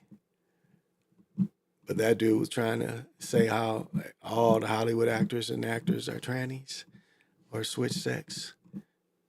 Which, so what? You still gonna watch them? Ain't like you go quit watching them. I mean, Hollywood is all, it's, again, the whole magic that went into it, the Aleister Crowley and all the magic and that they stole from him and then shunned him. I mean, this system is the system of enchantments. I mean, that's why a lot of times when you just see a story about a melanated person, they talk about how much bread, like Michael Jordan, it'd be like what Michael Jordan, but what boat he bought, or Michael Jordan, somebody else's jet. It's always about bread and what it's like called illusion of wealth. So want you to want something that you really don't want, don't even really need. But they want to keep that in front of you all the time. And it's like funny, like still you got these cats that's young and talking about selling dope. Like too young. You're too young to really, really say you was getting it.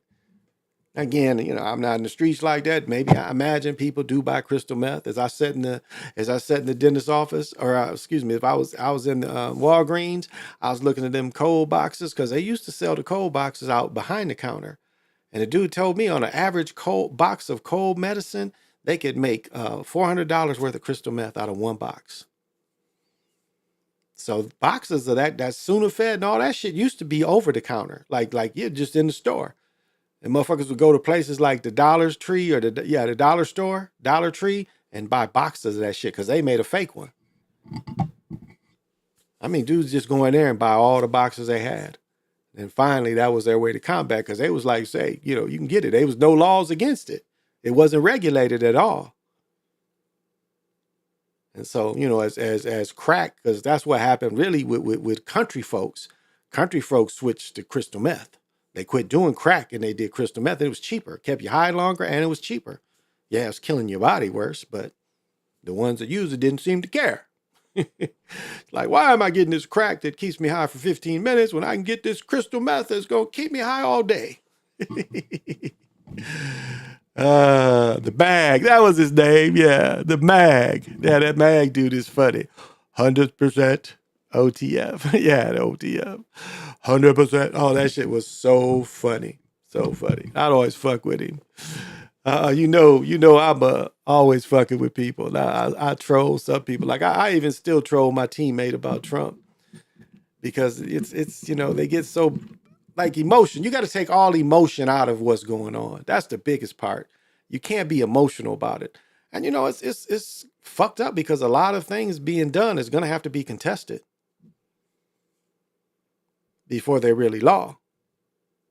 And so they're making moves that if they're law, it's going to make it tight for people. And the thing about it is if they go after one people, they can go after anybody. That's what it's all about, snatching children instead. If they go after one, they can go after everybody. That's what the Nazis, and see, that's why I'm saying is they are so afraid of the people is that they doing their only tactics they know is brutality. Propaganda, and brutality. That's all they know. They putting out a lot of propaganda, and now they're trying to show their armored brutality.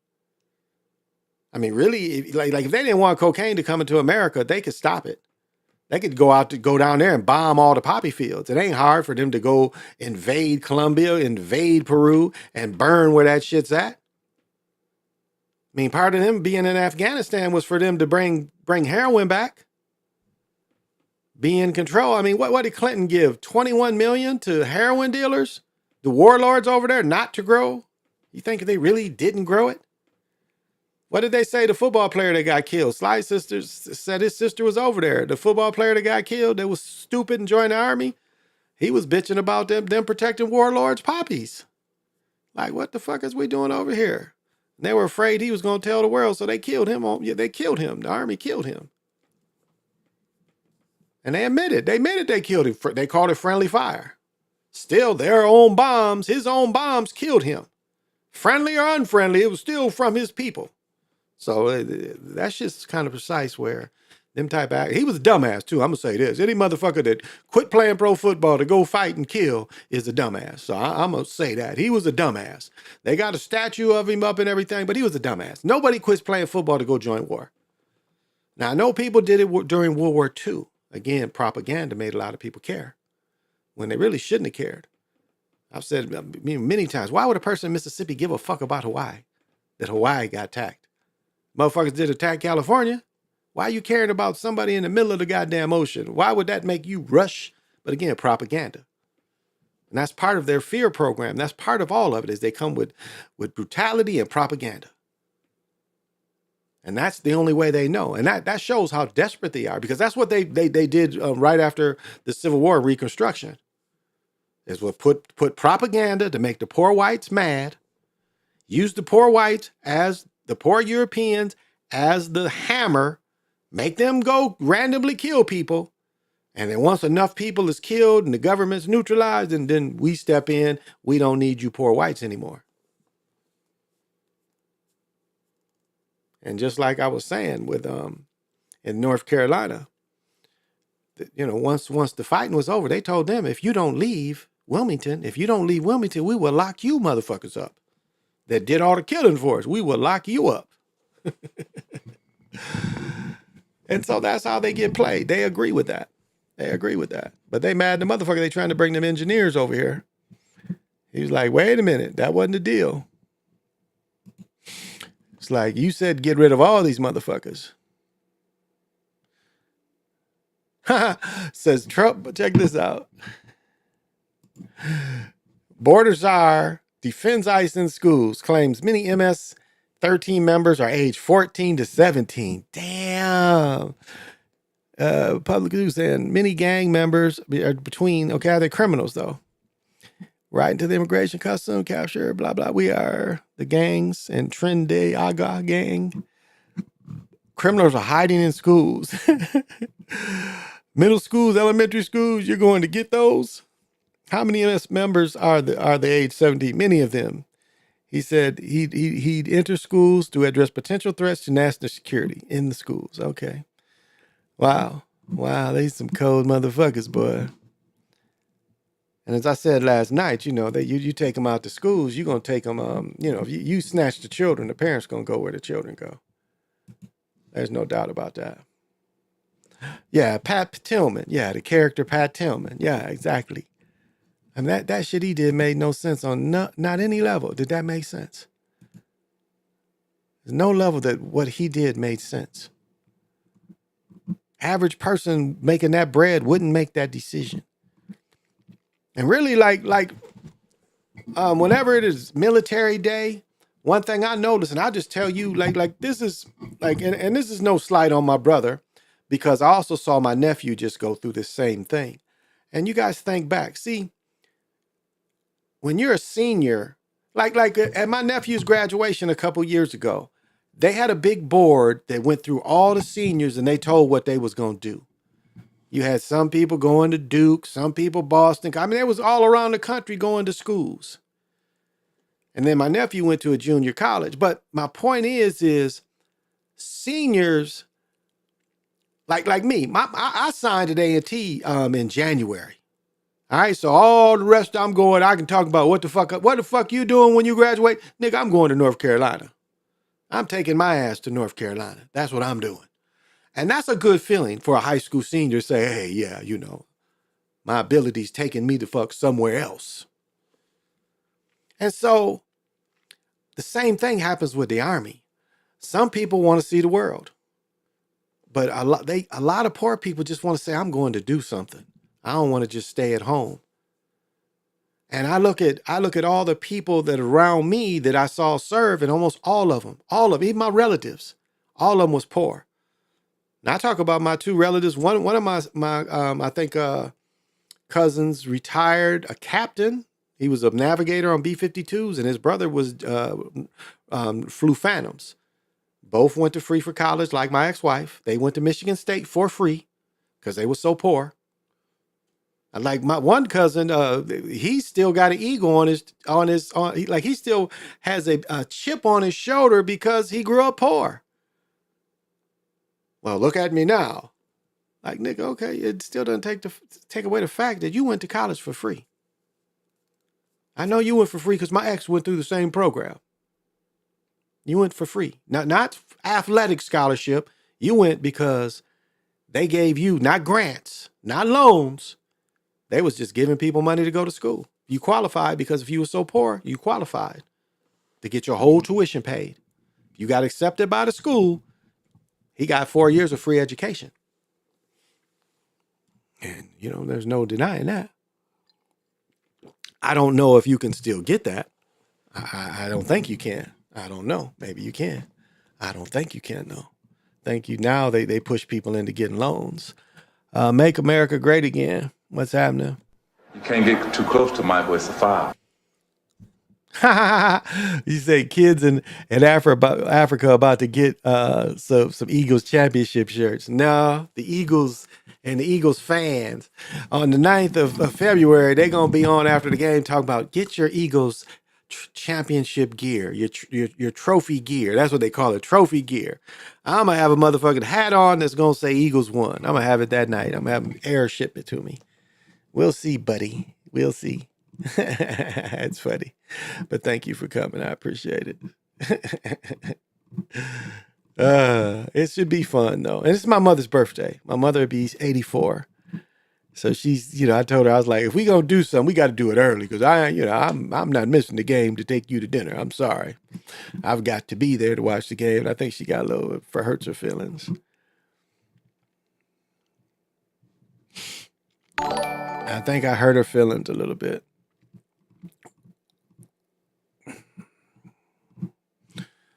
So I don't know, maybe if she wants to come pick me up and eat, because I'm not going to my brother's law. I'm just staying at the crib. She says stand up, so I'm going to stretch.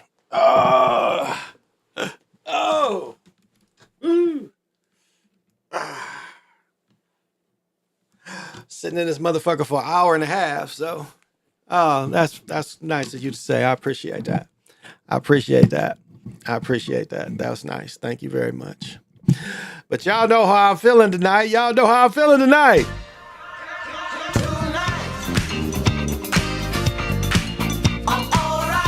am I feeling, cuz?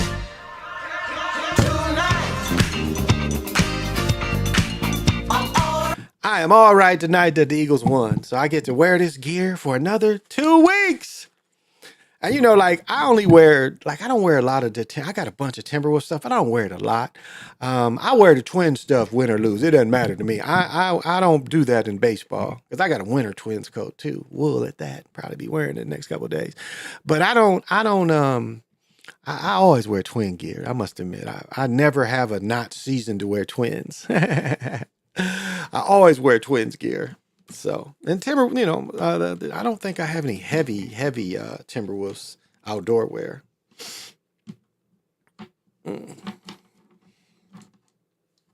But I'll wear an Ants jersey in the summertime if they win, lose, or draw. I'll still wear Ants jersey because it is summertime and sometimes it gets fucking hot. And nothing nicer to wear outside than a jersey. So I'll wear that. Damn, they say Morgan Freeman may have scored a 3,000% return on Tesla stock. Wow. How much bread did he get? Morgan Freeman stands to make 30 times his money. Clip on X actor, he owned Tesla.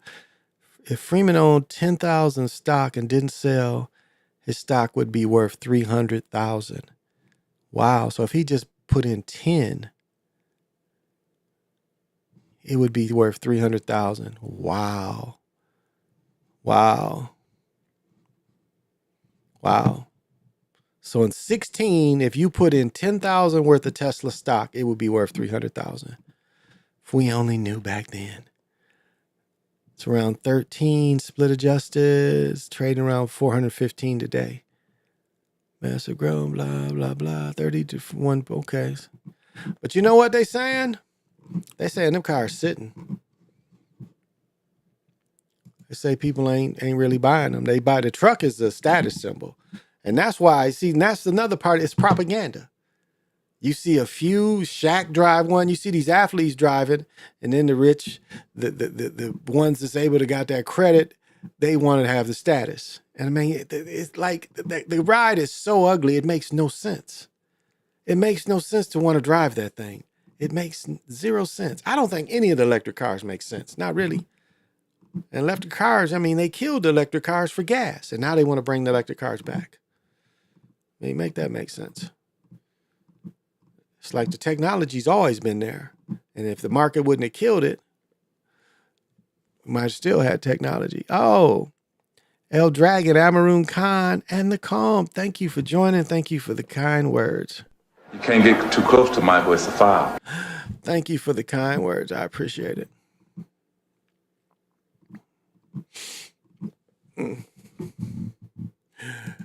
I wonder what kind of debauchery is going on. It's like Texas has always got some debauchery.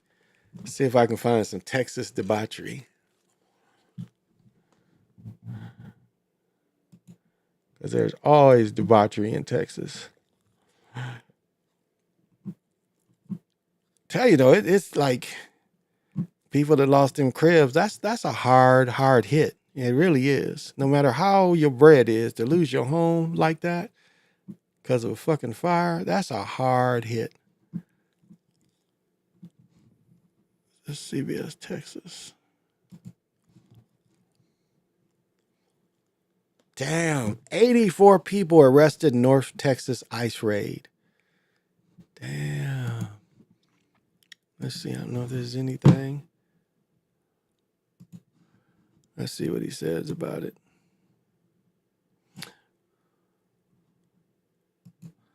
I'm going to turn on over here. The demonstrations come as immigration enforcement raids are initiated across.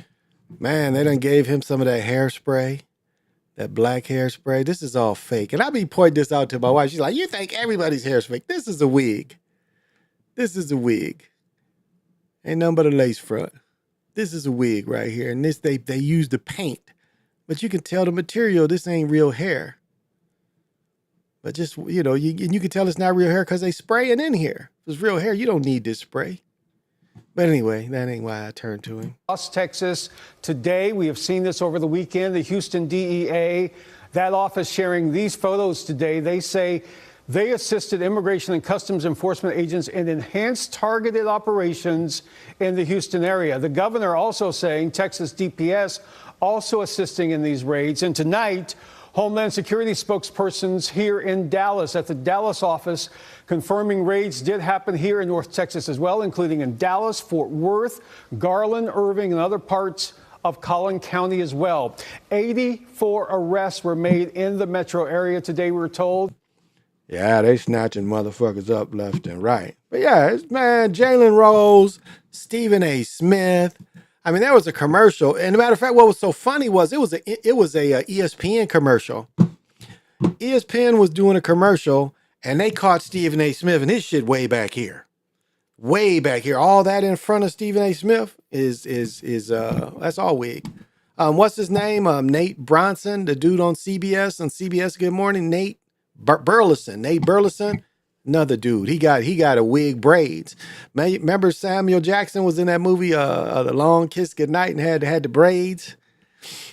And he was in Kingsman, I think, with braids too. But remember he had the braids. I think it was Long Kiss Goodnight. He had the braids on. I remember Kingsman. I'm not sure which one. But So you can get braids that are a wig or a lace front. You can get braids. It's fake, you know. And it's like almost like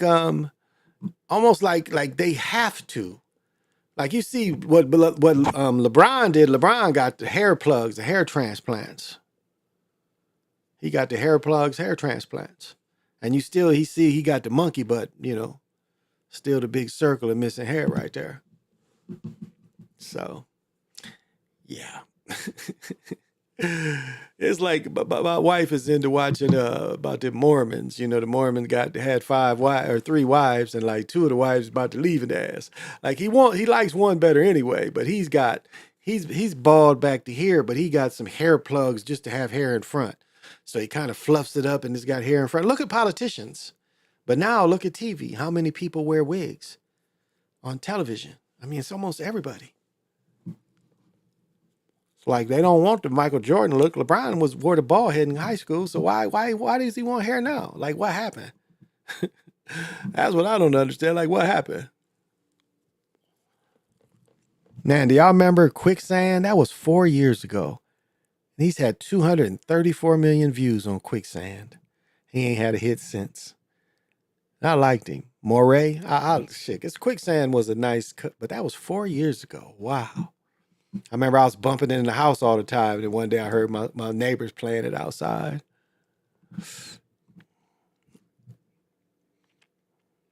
They had a new Superman. Now, people don't forget that in the Superman movie, remember in the one Superman movie, or was it was it the Flash? But remember, Superman had saved a girl or something, and all the people was doing Nazi salutes to Superman. Do y'all remember that? I forget what movie it is, but all the people, he went to some Hispanic town, all of them was giving Nazi salutes to Superman. So,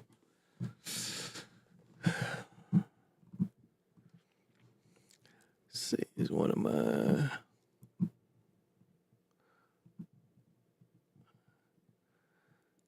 I know what I'll do. I got some shit that's worth hearing.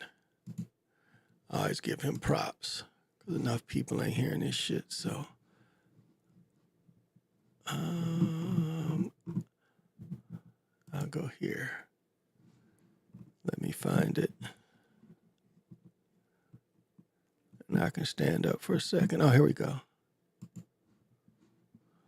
This is the newest one? Yeah, this is it. Greeting.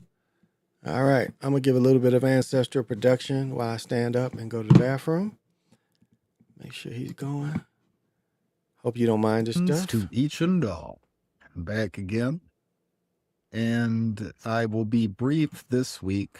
What I want to discuss that I've not seen mentioned yet in our area of content is the rounding up of the immigrants that is taking place.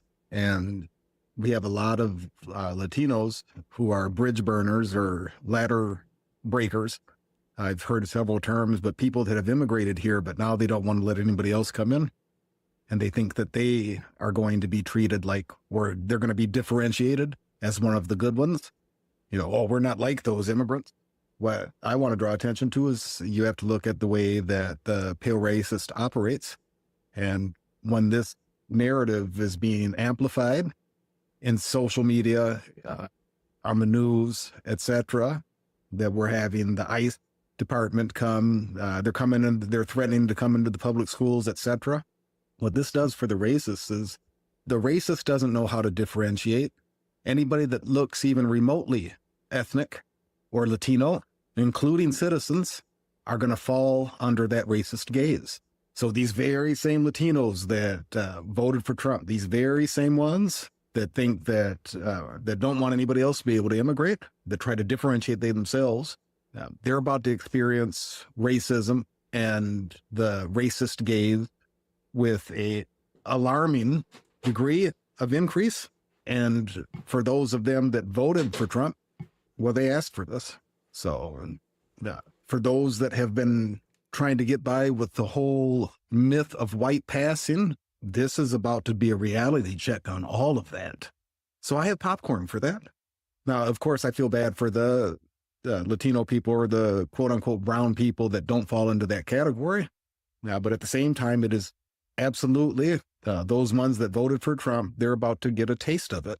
Because the pale racist, see, the pale racist knows very well you're not white, and you're about to find out. So you're look forward to getting harassed. Now, you can see that they're trying to encourage people. If you see something, say something type of narrative. I mean, it's reminiscent to some degree of the things that happened in Nazi Germany. So what they asked for, they're about to get. Their whole myth that they're white passing, they're about to find out just how much they are not. And it's already starting to happen. So I'm an accelerationist at this point. So I welcome all of it. Make America white again is over.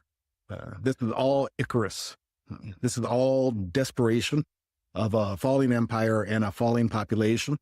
So I find it ironic. But I just wanted to mention that. I want the few of you that still check in here, just watch. Watch the racism that Latino people are about to start experiencing. And us black people know how this goes. It's not going to matter how much money you make, what kind of car you drive, etc. They're checking for papers now. It's reminiscent of the slavery, right? Checking for papers. Do you have your papers? Where's your proof of identification? See, that's what they're about to experience. They're never going to accept you. So maybe you'll wake up to that. Now, they're going to look at all of you with side eye. The racist. Oh, I wonder if that's an immigrant. They're pumping this up. They're mainstreaming it.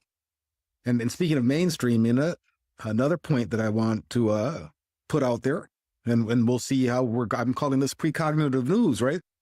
So let's look at how the right wing, how the racist establishment uses black people to promote the anti-immigration. And a prime example I have here is Pepto Phil. His channel, they just did another video where they're talking about the heinous crimes of immigrants. Where Phil is a contradiction is Phil is married to a Latino woman. So if you want to talk about animosities between our races, isn't you and your wife proof positive that black people and Latino people can get along famously? Very well. But that's not what he's promoting. Here we go. ICE uncovers heinous migrant crimes. Look at Phil capitulating, doing the racist narratives. And they're promoting this in the algorithm. So Trump, the right wing, they can promote this. They can fan the flames of this, and they can have black people now do the racist work of them. It's clear as day. It's clear as day. So expect more of that. Expect a lot more of that.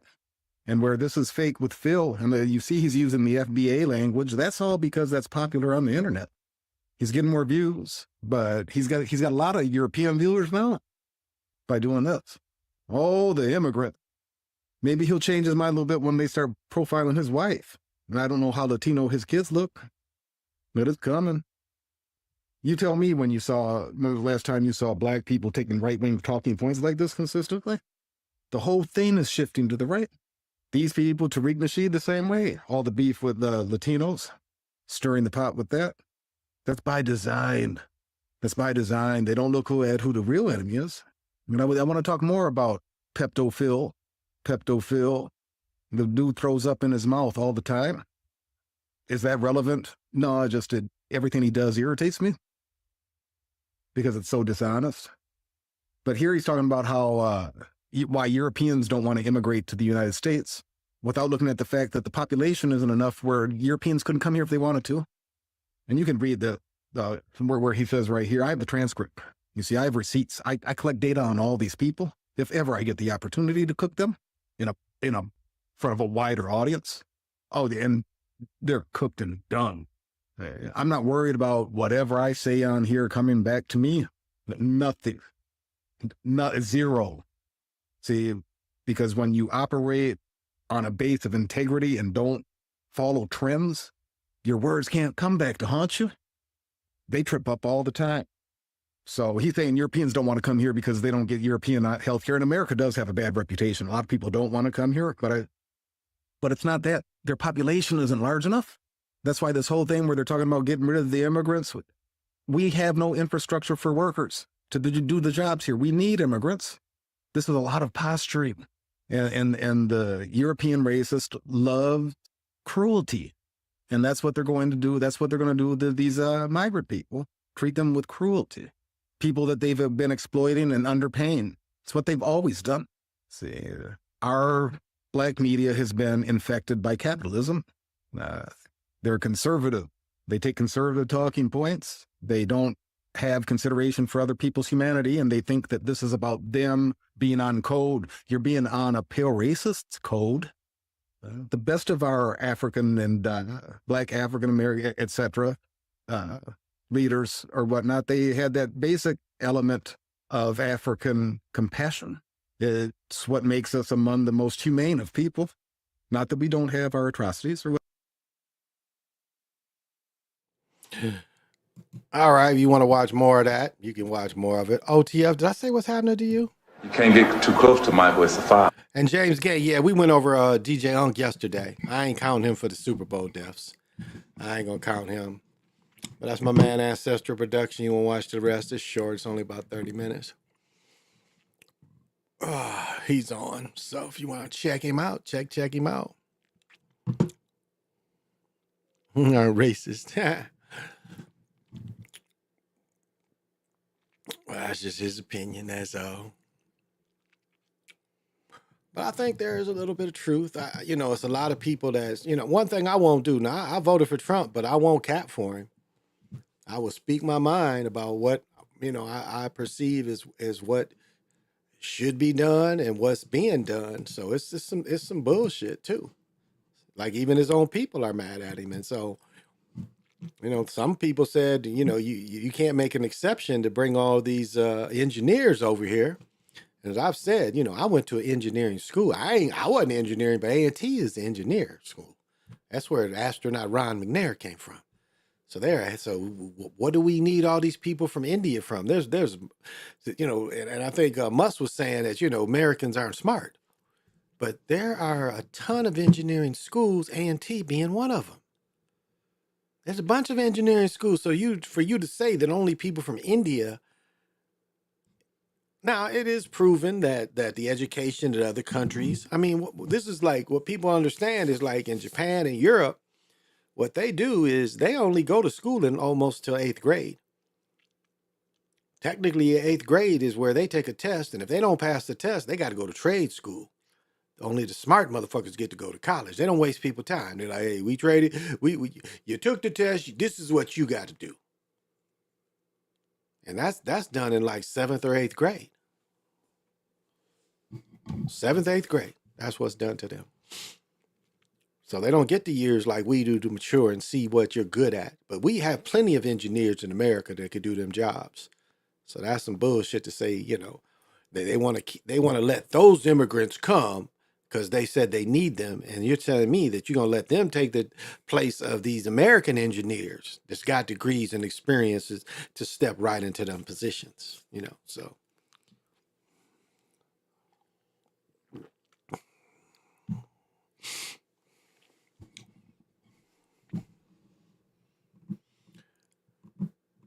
And so that's some bullshit he talking about. And that's what Trump people are mad at him about. Saying that ain't what you said. You didn't say some, you said all. Now you just saying we're going to be selective. So his people is kind of like pissed. I guess even some of the people that he pardoned are pissed. Now here it is. Women's basketball players reflect on Kobe's life. Yeah. They made him into a saint. And he was kind of an asshole in a lot of ways. He was Michael Jordan part 2. And not good as Michael Jordan. But to tell it, he's number 2 all time. But he has I don't think he has any records. Especially individual records. We know the titles. The first 3 was definitely Shaq. And the other 2 is very questionable. Because one of them years he won the other 2. They got blowed out by the Celtics. Then they turned around and beat the Celtics. So those were very suspicious. To give them Gasol was very suspicious. That was very suspicious trade. That trade made no sense from Memphis' standpoint. And they did, but what they did is, okay, it was like the Zion thing. Anthony Davis goes to the Lakers. All of a sudden, New Orleans got the number 1 pick. Well, that's the same way that happened with the Gasol brothers. They end up getting the rights to his brother. I think it's Mark Gasol. So Memphis gets him. That's the deal they made. But it was stupid to trade him to the Lakers. And the first year, like, what I had a problem with Gasol is he wasn't getting up and down the court. And that's why they lost the first time to the Celtics. Because they went 3 straight years. They went to the finals 3 years in a row. Lost the first one and then won the next 2.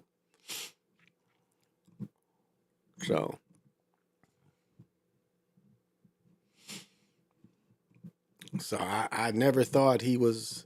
I mean, he imitated Mike, but I never thought that he had Mike's really killer game.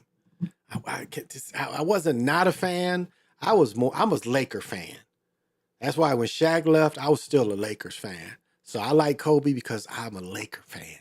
Can't say I was a Kobe fan or I was a Shaq fan. I was a Lakers fan. But I still saw the game for what it was. Man, seeing Chris Paul play yesterday, that is so ridiculous. That is so ridiculous. Immigration issue is bigger than Trump or any politician. It's happening all over the Western world. I don't support mass immigration, legal or illegal, but I'd rather have them come in here legal. I don't disagree.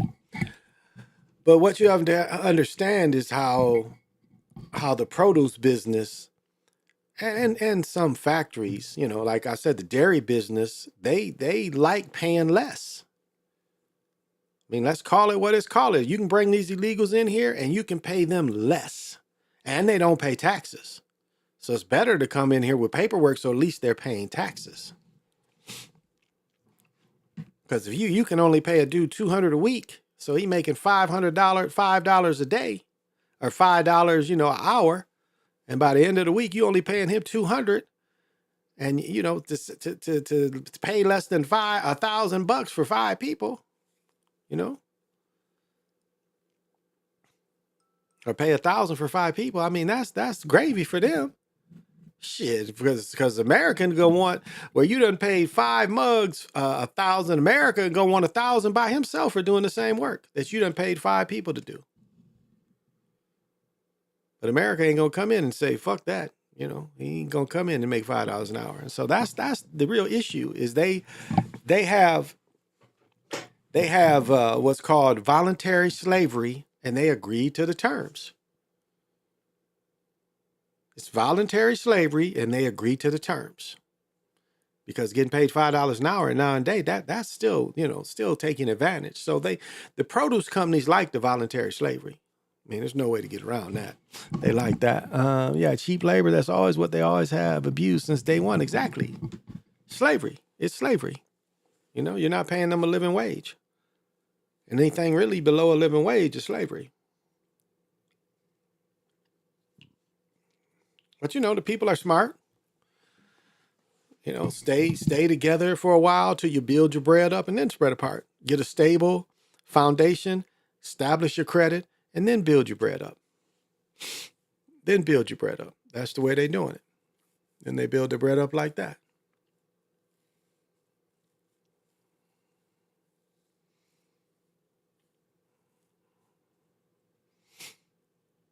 So we're in full picking season as we speak.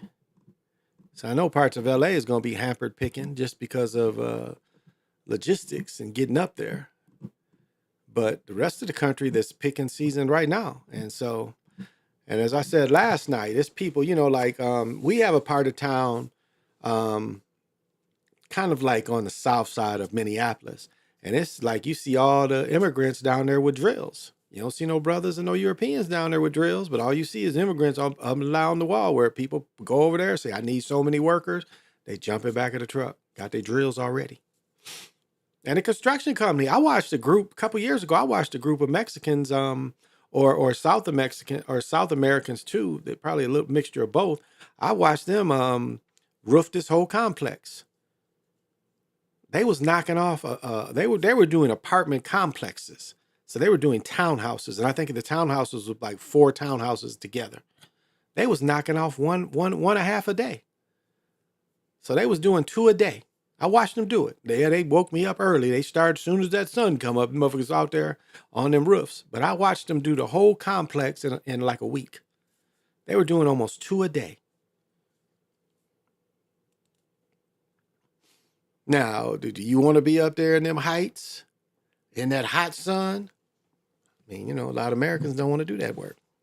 Brothers, because of our past, and Europeans just, it's a long time since y'all had to really do that type of work. So now that's the biggest discussion right there. Is that there's, society-wise, people can see that they don't need them jobs. They can just look around and find something better. I mean, it's better to work at McDonald's. You make way more money working at McDonald's than going to pick somewhere. That's how most people look at it. Like, why should I work in that hot place? I can stand working for these burgers and stuff. So, Mahomes makes the Super Bowl on Kobe's anniversary. Let's see, Alberto, thank you for coming in. You can't get too close to my voice. 5. And has he chanced to three-peat since Kobe last did it? That'd be Kobe and Shaq, because his second one was only a 2-2. Kobe and Shaq did the three-peat. Might have to consider it. How did you word that? You worded Mahomes makes the Super Bowl on Kobe anniversary. Okay. That could be.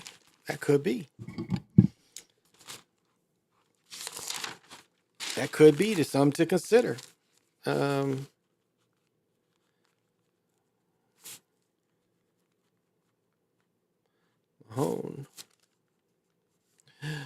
I'll remember that.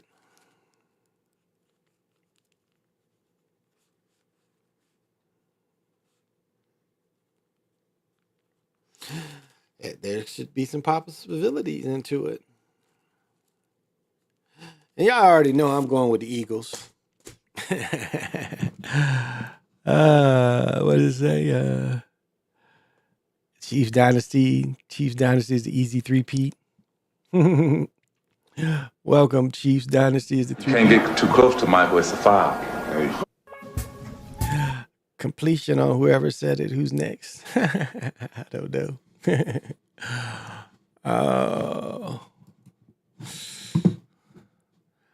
I don't know. I'm going to look at everything and definitely, I'm going with the Eagles, no doubt about that. However, again, I want to look at the money-wise, how I'm going to bet. Now, me saying I'm going to pick the Eagles, I'm going to see, what the money line is. It's probably a money line out there right now. Definitely, now, one thing about Eagles, no doubt about that. One thing about interesting thing is what the tomorrow morning when they set the line, that tends to be an important line, because then we see where it goes, how it's going to go up and down. Definitely what's interesting about today, especially with the Eagles. The Eagles were over today, I think. So what does it say? Great again. Line is, thank you for joining. Great maker. Can't get too close to my. The line is, okay, let's write that down. 1.5. So Chiefs is getting 1.5. And 48. Because I think the line on 48.6, Chiefs. Okay. So Chiefs are favored by less than a touchdown. Okay. I got one. Oh, it's 49.5. Okay. 49.5.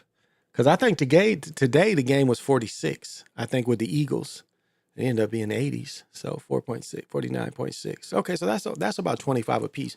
I mean, I haven't even started to really break down, but one thing that we knew last time they played, the Eagles aren't going to be stopped running the ball. Again, what did we see? There was the thing, and it's every game, it's turnovers. Now, it was a pretty clean game. I don't think Kansas City turned it over at all today. So, turnovers are always a key. Let's see. What is that? Yeah, both games went over today. Yeah, both games went over, right. Yep. So that was where to make the money, was the overs today. And then all the parlays, prop bets, all that.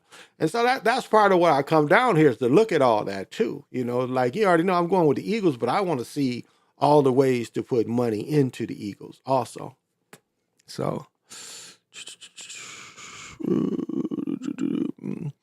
If you like the Eagles to win versus MVP is a good bet. That sounds good. If you like the Eagles to win, Saquon to get the MVP is a good bet. I think that's a good point. I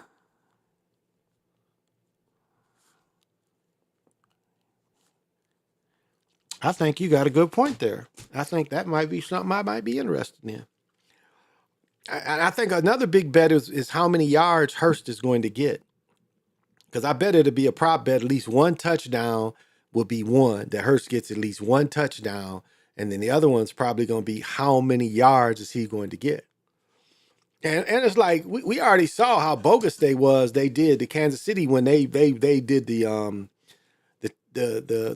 safety. When they did the safety, that was bogus. That was the direct hit on the gamblers.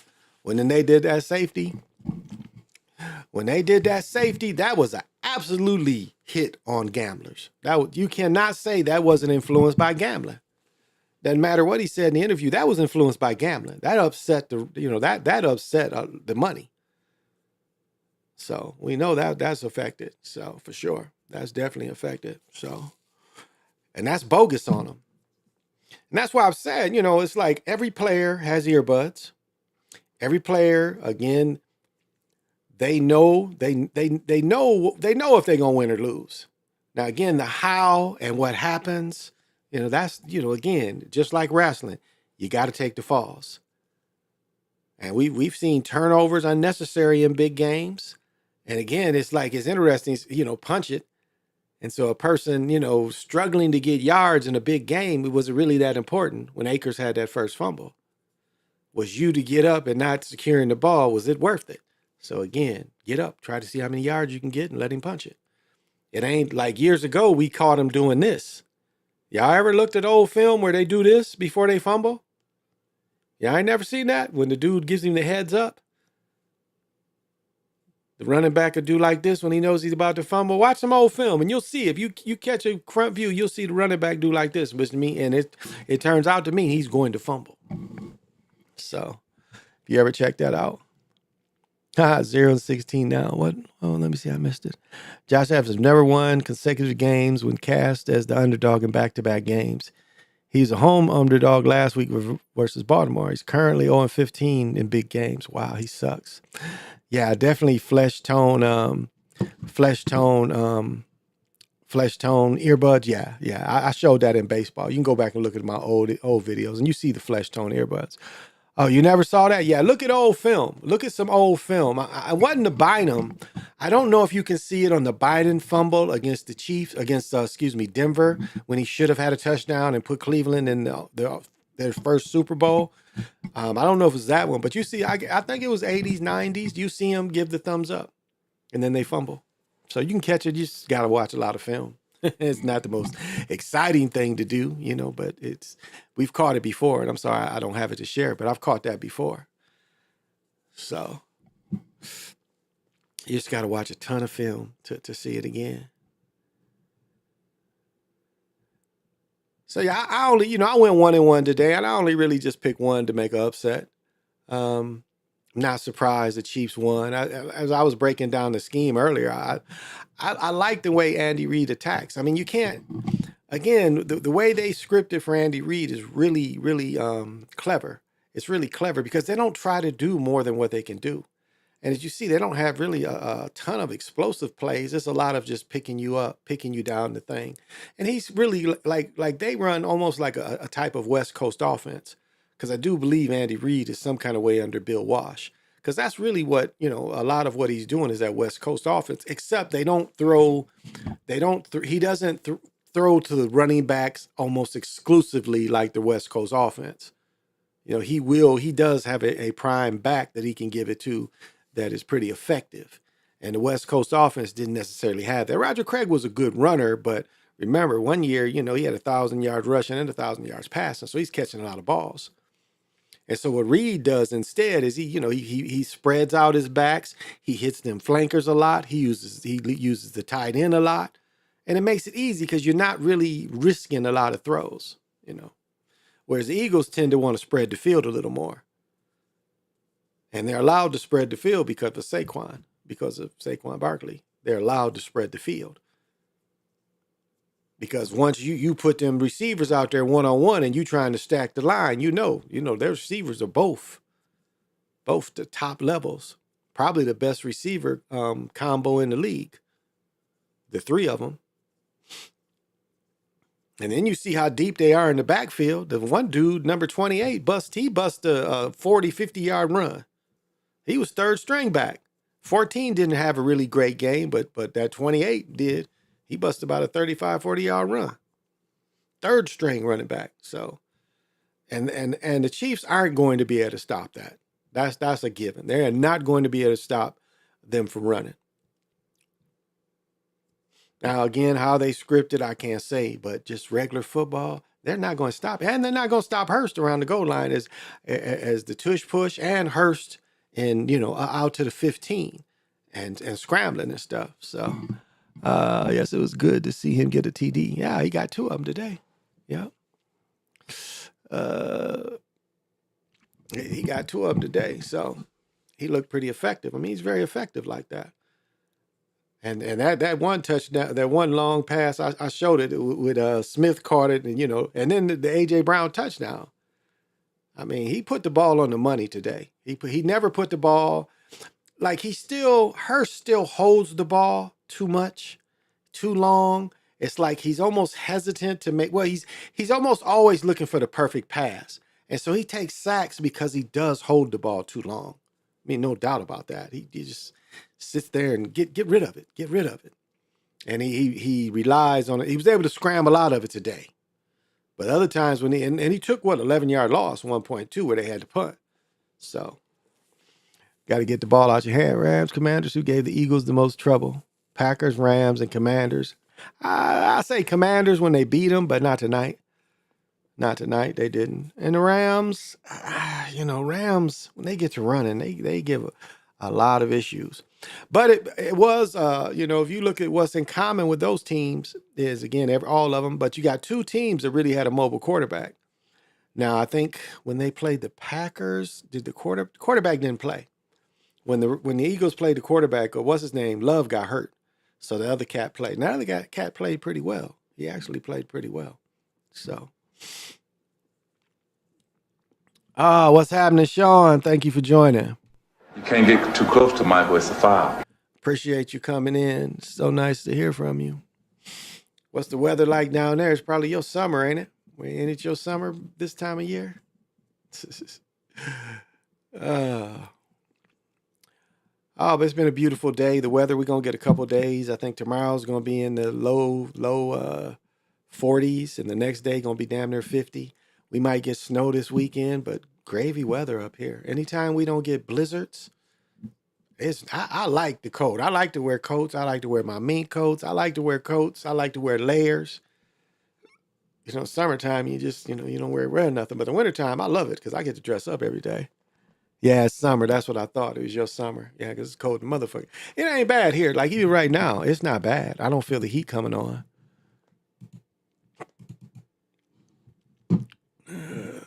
Burnsville. Current weather conditions in Burnsville. Yeah. So as you see, it's only 22 here, which is only. I mean, if your ass had to be outside, yeah, it's cold. But in the house, the heat ain't hardly coming on too much. I keep it about 74 in the house. So it's 22 tonight. What's the low going to be? Then it's going to be 45 on Tuesdays. So Monday, 34. Not bad. 40, that's warm. Tuesday, I'll probably walk around the lake.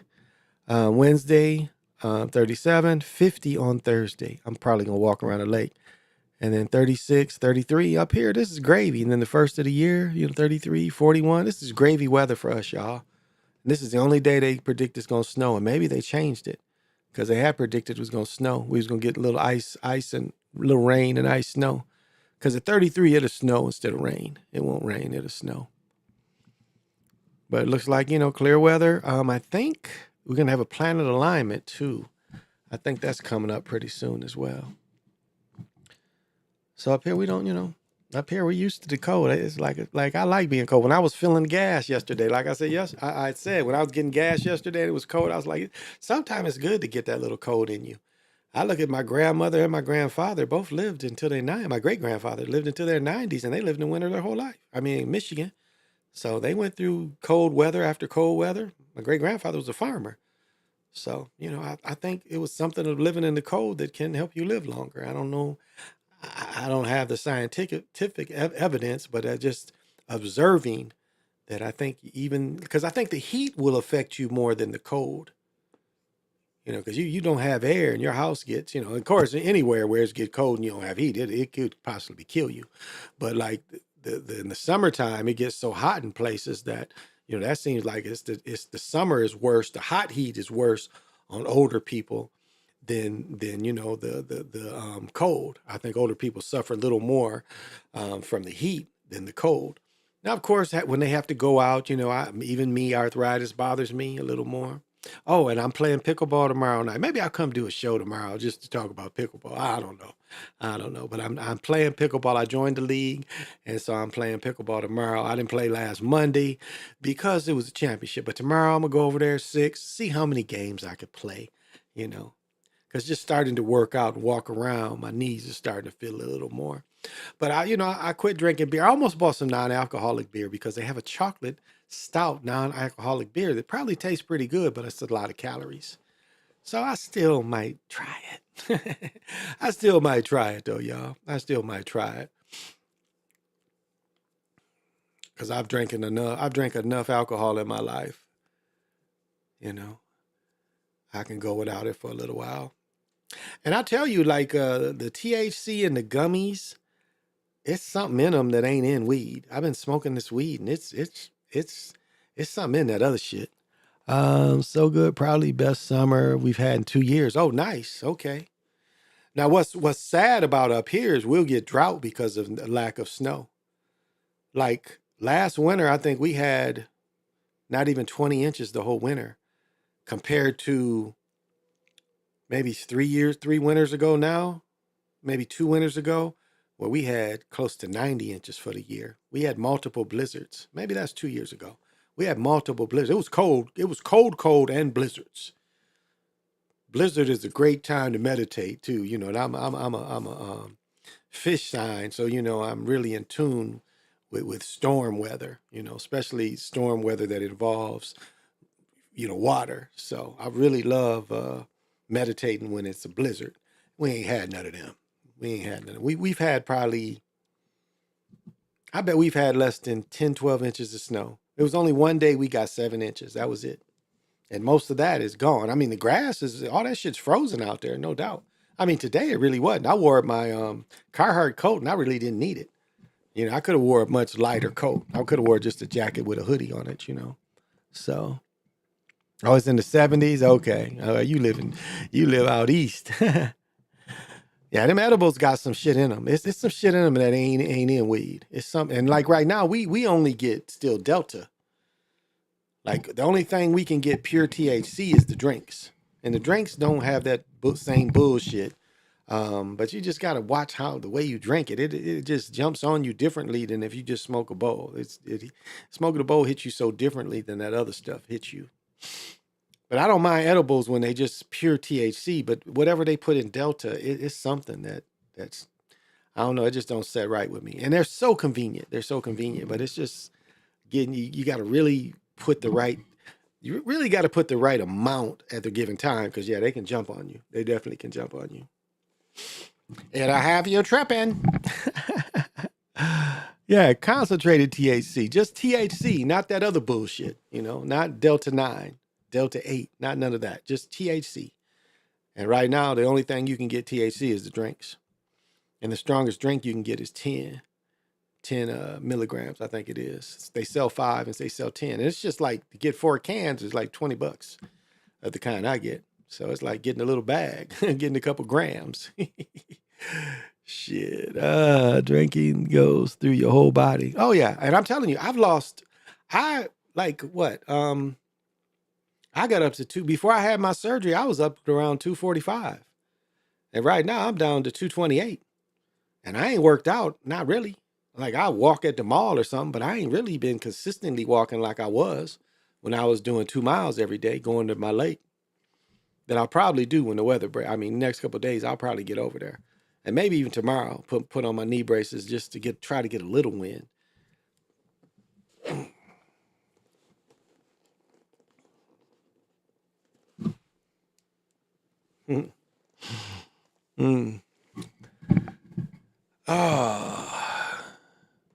D9 is some bullshit. Yeah, Delta 9 is some bullshit. There's some shit in that ain't in regular weed. So I don't even fuck with that shit because that's all they offer.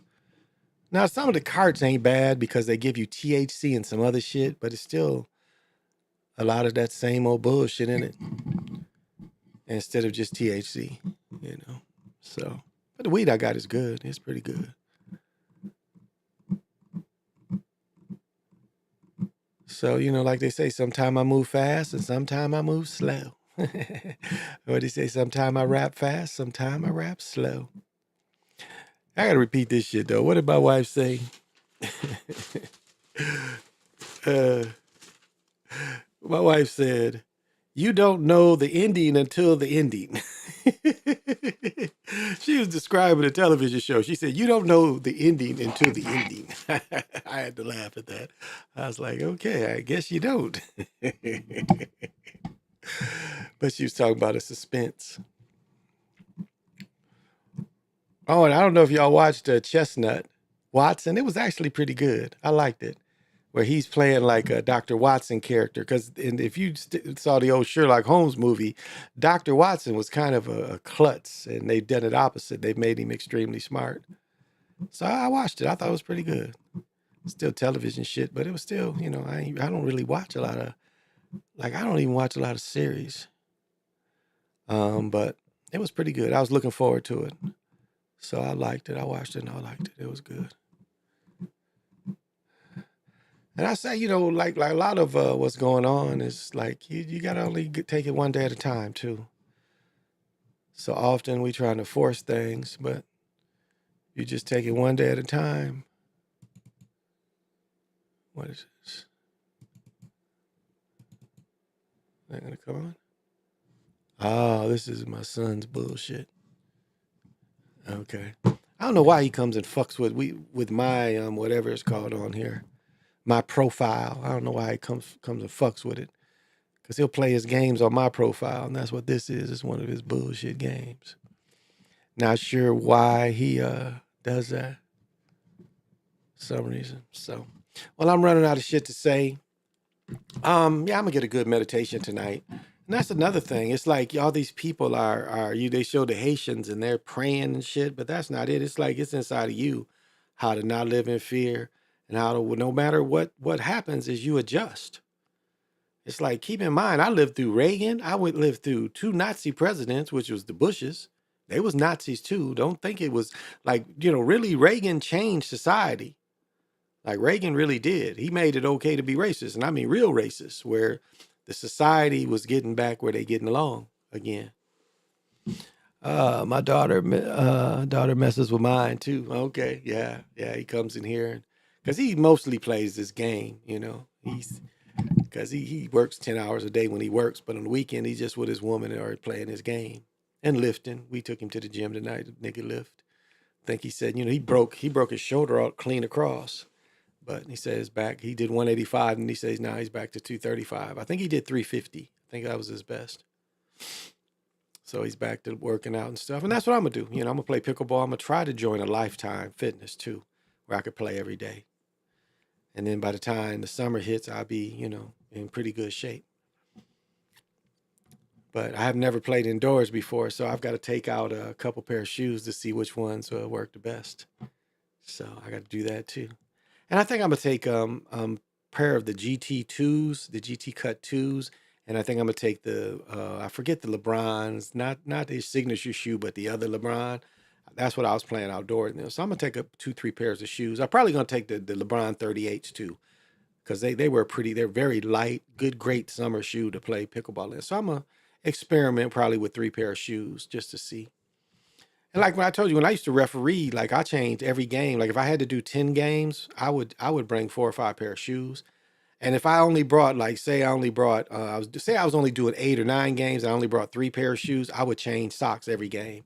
And that kind of helped my feet stay fresher. But changing shoes every game helped too, So that pair that you wore, especially if you rotating 3 or 4, because I'd have a bag just full of shoes. I'd have whatever I'm munching on while I'm there. And it's fucked up. The way they would feed us was always pizza.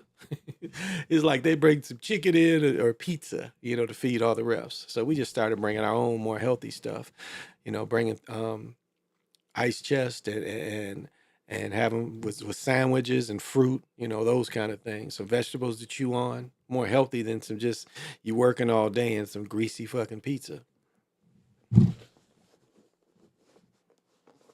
I think this thing wants me to put it down. I kept dropping out my hand, so I think it wanted me to let it go. So I let it go. But yeah, I ain't talking about shit, y'all. So I'm a bounce out. What is it, about 3 o'clock? Almost 3 o'clock. I'm a bounce out. But yeah, thank you for coming to this. I just want to say, thank you guys that come and check me out during the football season. A lot of y'all been here since, and this was probably for me, personally, I did very well in my football picks. I mean, again, I haven't counted any of these playoff games, but I went at 184-80 this year.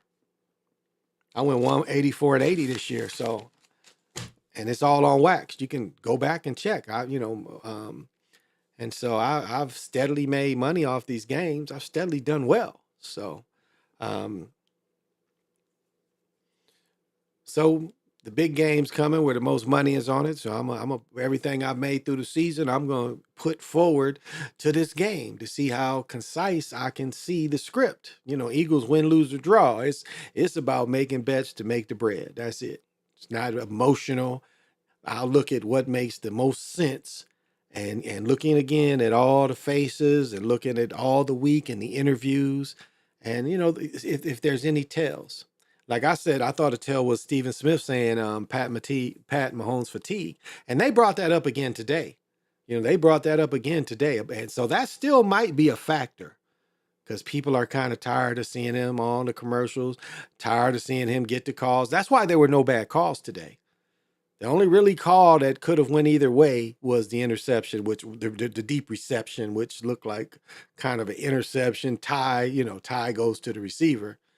But that wasn't really, that was the only real cause that was contra, that was the only call that you could say, well, but and that one was still, I thought it was a drop. That's really what it looked like. But again, it can hit the ground. So, but that's how they scripted because they know people were fed up with the calls. So that's why I'm saying everybody is involved. To have a clean game like that, everybody has, is involved. Nobody tried to hit him when he was sliding. He was sliding differently. He wasn't trying to flop out of bounds. Hey, all biz, what's happening? You can't get too close to Michael. It's a foul. Mod, you have a Mandela effect because I do remember Mandela dying in prison. Well, I mean, that goes two ways. I even think, I even look at the pictures of the young cat they called Mandela and then look at the old dude. Now, it don't even look like it's the same dude. Again, 20-some years in prison. I don't remember, he died in prison? No. Like, in my reality, I don't remember him dying in prison. In my reality. And that could have been. Yeah, I don't remember that part of him dying in prison. Bernstein, was it Bernstein Bears or the other one? But I will give Quantum of Science these props. They can go backwards and change history backwards too. Not just change the future, but they can definitely go change the information. There's some kind of reset. And Bomber, Savan Bomber said something today is like, he said that we can do a 2012, which was a reset of the world. The world itself reset in 12 and the Mayans knew it and they predicted it. So that's why, these Europeans were so scared. They didn't know what was going to happen to them. Was this the time where vengeance was going to be put upon them? Because it was a reset. And so we see when they reset us. 9/11 was a reset. O.J. Simpson was another reset. And George Floyd. Because think about it. They were doing a reset with the COVID stuff. So then Floyd is in between that stuff. So you see how the thing had to keep shifting. But yeah, I definitely see them manipulating things in the past. I agree with that. You go look at a book, because I've got a book, and I swear I reread the book, and what I read the first time, it's a part that ain't in there. Because I had to read the book because I couldn't find what I was looking for. And I reread it, and I can't find what I had read one time. It's like that part is gone. Because first I was getting back because I knew it was at the end. It was like a paragraph at the end that I kept looking for, couldn't find it. So I was like, fuck it, I'm going to just go through the whole book again. Never found that paragraph again. So they've showed, even like old movies, old television shows. It's like the movie Fresh. The first time I saw Fresh, he's talking about, that Chucky is in the room. We talked, when he introduced him to Esteban, and Chucky's like, I got all the dope moves. And he goes, you got the dope what? Which I just thought was funny as fuck. He said, you got the dope what? And now you watch Fresh, he never says that. You watch the movie, that part ain't in there anymore. I've said the movie The Warriors. They said The Warriors came out when I was in high school. And I remember watching The Warriors, or I remember older boys telling me about The Warriors in the mid-70s. And I think they said The Warriors came out in 78, 79. No way. I was a little boy when that shit came out. When the original, from my reality, when that movie The Warriors came out, I was still either in elementary, and I want to say I was in elementary still. But now you look up.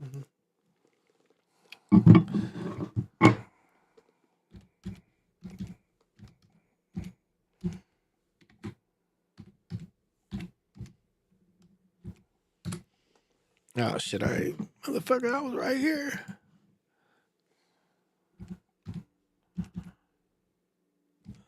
Where am I at? No.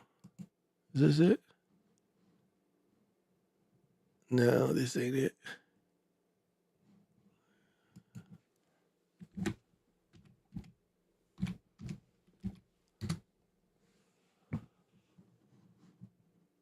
No, that ain't it. Where's the old Warriors movie? Come on now, you guys know what I'm looking for.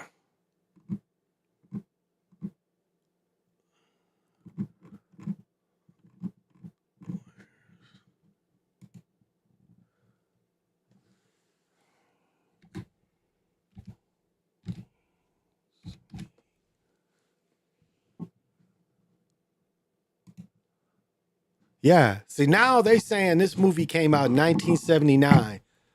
They're telling me this movie came out when I was a senior. No way. No way this movie came out when I was a senior. Matter of fact, I had saw it. I'm pretty sure I even saw it before 1979 because I was so intrigued about it, the older boys talking about it.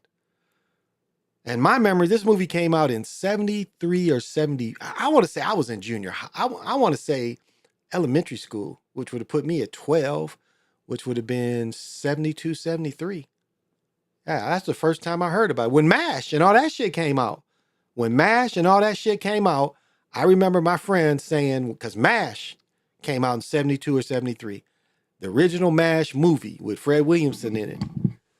Warriors was out when that shit came out. And all the movies they talked about, I was intrigued by that. And I used to look in the paper, and MASH I would look at all the art. So, Nicole's in here. What's happening, Nicole? Thank you for joining. Can't get too close to Michael. It's a foul. I appreciate it. Oh, what was your surgery about? Oh yeah, I had a stroke back in April, and so I was suffering from AFib, and my heart would flutter too.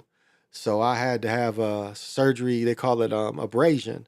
So I had to have heart surgery when they go into your heart and the part that AFib that's making it beat so hard, they actually burn that part out, and so I had to have it burned out on two sides.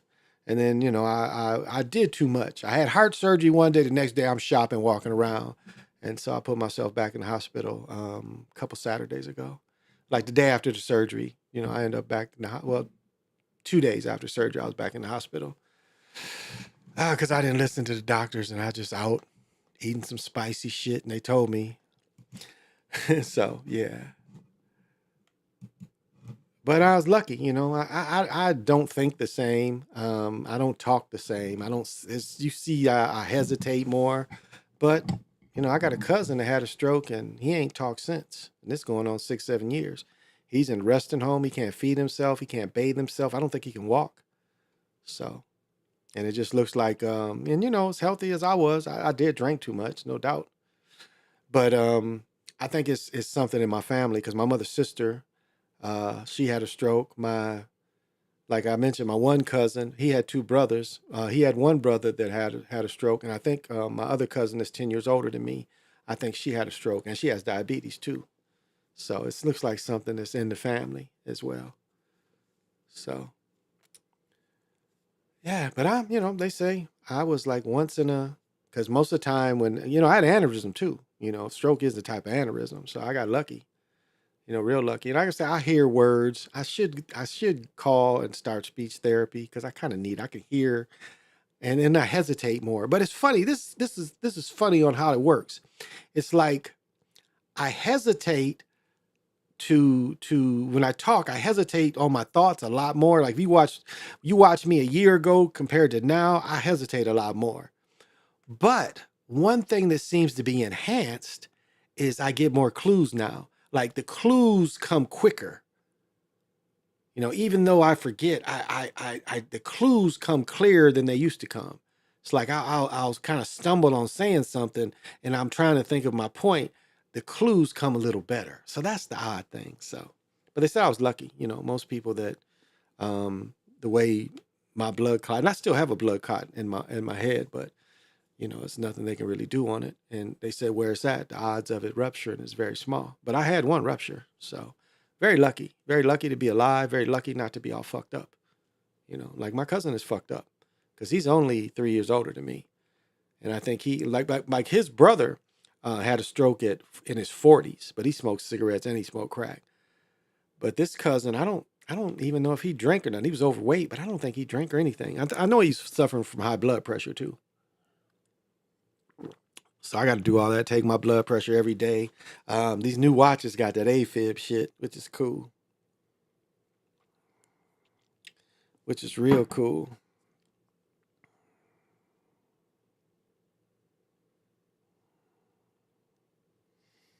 So you just hold it like that.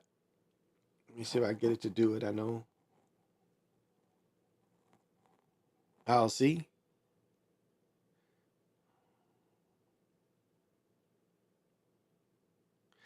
And see, that's like when before, you see how the line is just kind of going straight. When I had AFib, that shit was up and down. Like my beats per minute, one minute would be 101. The next minute is down to 60. So I was taking medication to keep my heartbeat low. So my heart was beating in the 50s for a long time to fight the AFib.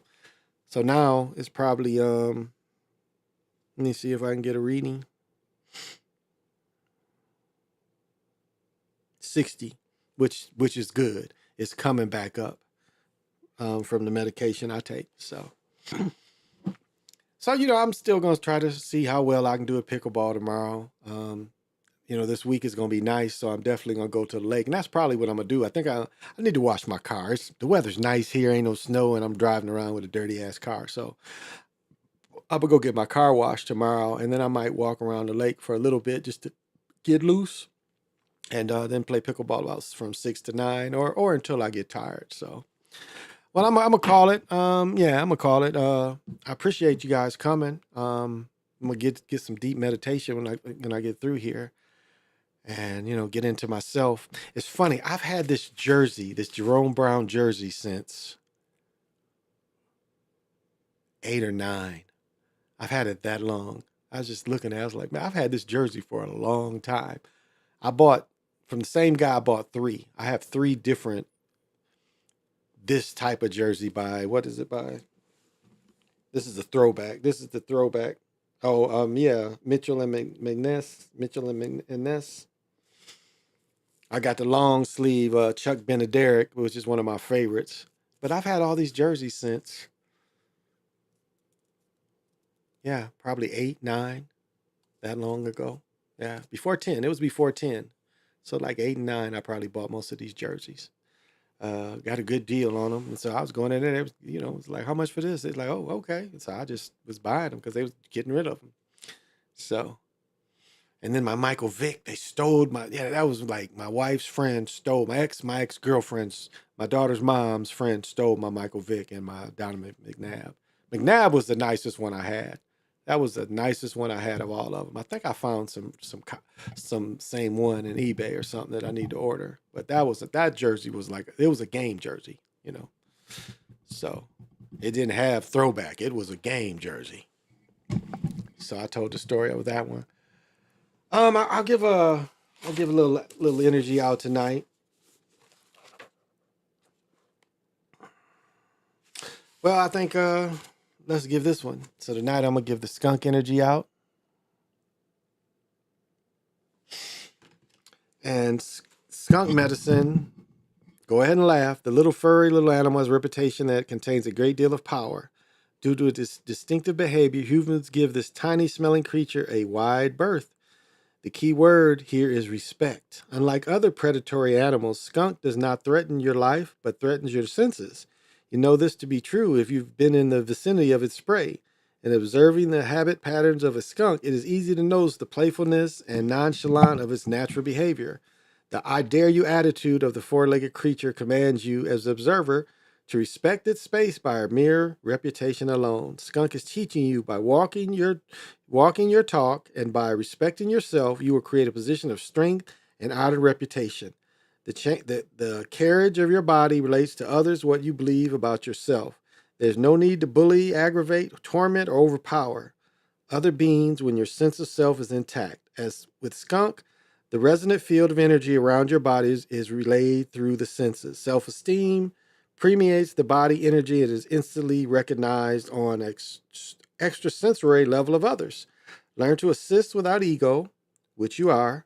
Respect follows. Your self-respected attitude will repel those who are not like of your mind, yet will attract those to choose the same pathway. As the odor of the skunk attracts others of its kind, it repels those who would not respect its space. Skunk medicine people have the ability to attract others. They are very charismatic, and at the time, the other side of their natural power is to repel those who seek to take energy from them without recycling the gifts they have taken. Skunk medicine people also know how to use the energy that energy flows that affect a lover. Some people call this sexual magic. It is akin to the musk scent that animals excrete to attract a mate. It can be dangerous to leak sexual energy if you are not looking for a mate. It puts you into a games condition that may feed your ego, but not how others feel about you. If you are attracting others who have an interest in you, you are in a sense saying, I'm available. This can cause hard feelings when the truth comes out. It also leaks energy that you could have used in a more constructive way. In skunk medicine, it's good to learn how to handle energy flows. Modern psychologists call this body language. In tribal teaching, this is your personal medicine, which you are showing to others. Use your medicine well and know that you have that you are known by your reputation. How you use your energy to attract either honor or disgrace. You may want to examine what energy you are putting out that creates your personal situation.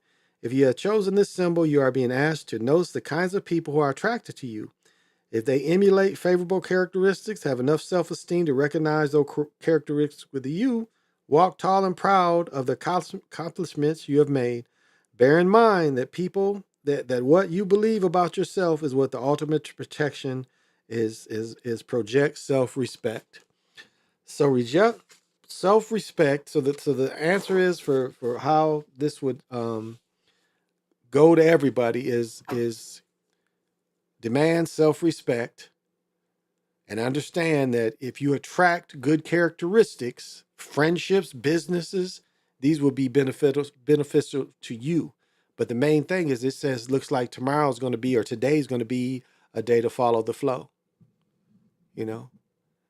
Where did you just go today and you just kind of plug in to the matrix and just follow the flow of how the matrix plays out and make the adjustments where you need to make the adjustments. Because like they say, all pussy ain't good pussy. So, if you're it's so much like what's really fucked up. especially about this thing here, is like the attack on sisters is really, really brutal. I mean, it really makes sisters. They're not saying that the sisters ain't doing the shit, but it's really, it really is a brutal thing that we're seeing on the way sisters act. We got these rappers that really act like tough dudes. My wife watches what is it, the Z channel, with the baddies program. She watches that shit where the sisters want to fight every day. It's like this group of black women can't be together. If they're together in the house, all they do is fight each other. Now, if they go to the club where they making money, they kind of learn you can't fight at the club and disturb the money. Get made up, look cute, sign autographs, take pictures, make money. I think they've kind of got that part. But it makes our people look like we, it's like we don't really like each other. Like there's nothing about our communities where we click together unless under the guise of a gang. And old folks have really tried to do it. My generation, people still try to click up a little bit. But it doesn't seem like young people want to click up with enough positive people. Because that's what networking should really be, is you put the right positive people. I mean, especially if you're a seller, entrepreneur, I mean, you want to attract the right type of people to kind of push your agenda or show you where you can put what you want to push. The Beatles sing a song that says, I get by with a little help from my friends. I mean, like my best friend, we've been best friends for 17 years here. We're both from Michigan, but we've been best friends for 17 years. Our daughters are 2 weeks apart. Our daughter's just 13 now. He knew my boys when they were boys. These niggas is grown ass men now. My youngest is 22? I think he just turned 22. So he knew them when they was boys, little boys, still young boys. So, well, I know you guys are wondering how I'm feeling. Let me tell you how I'm feeling.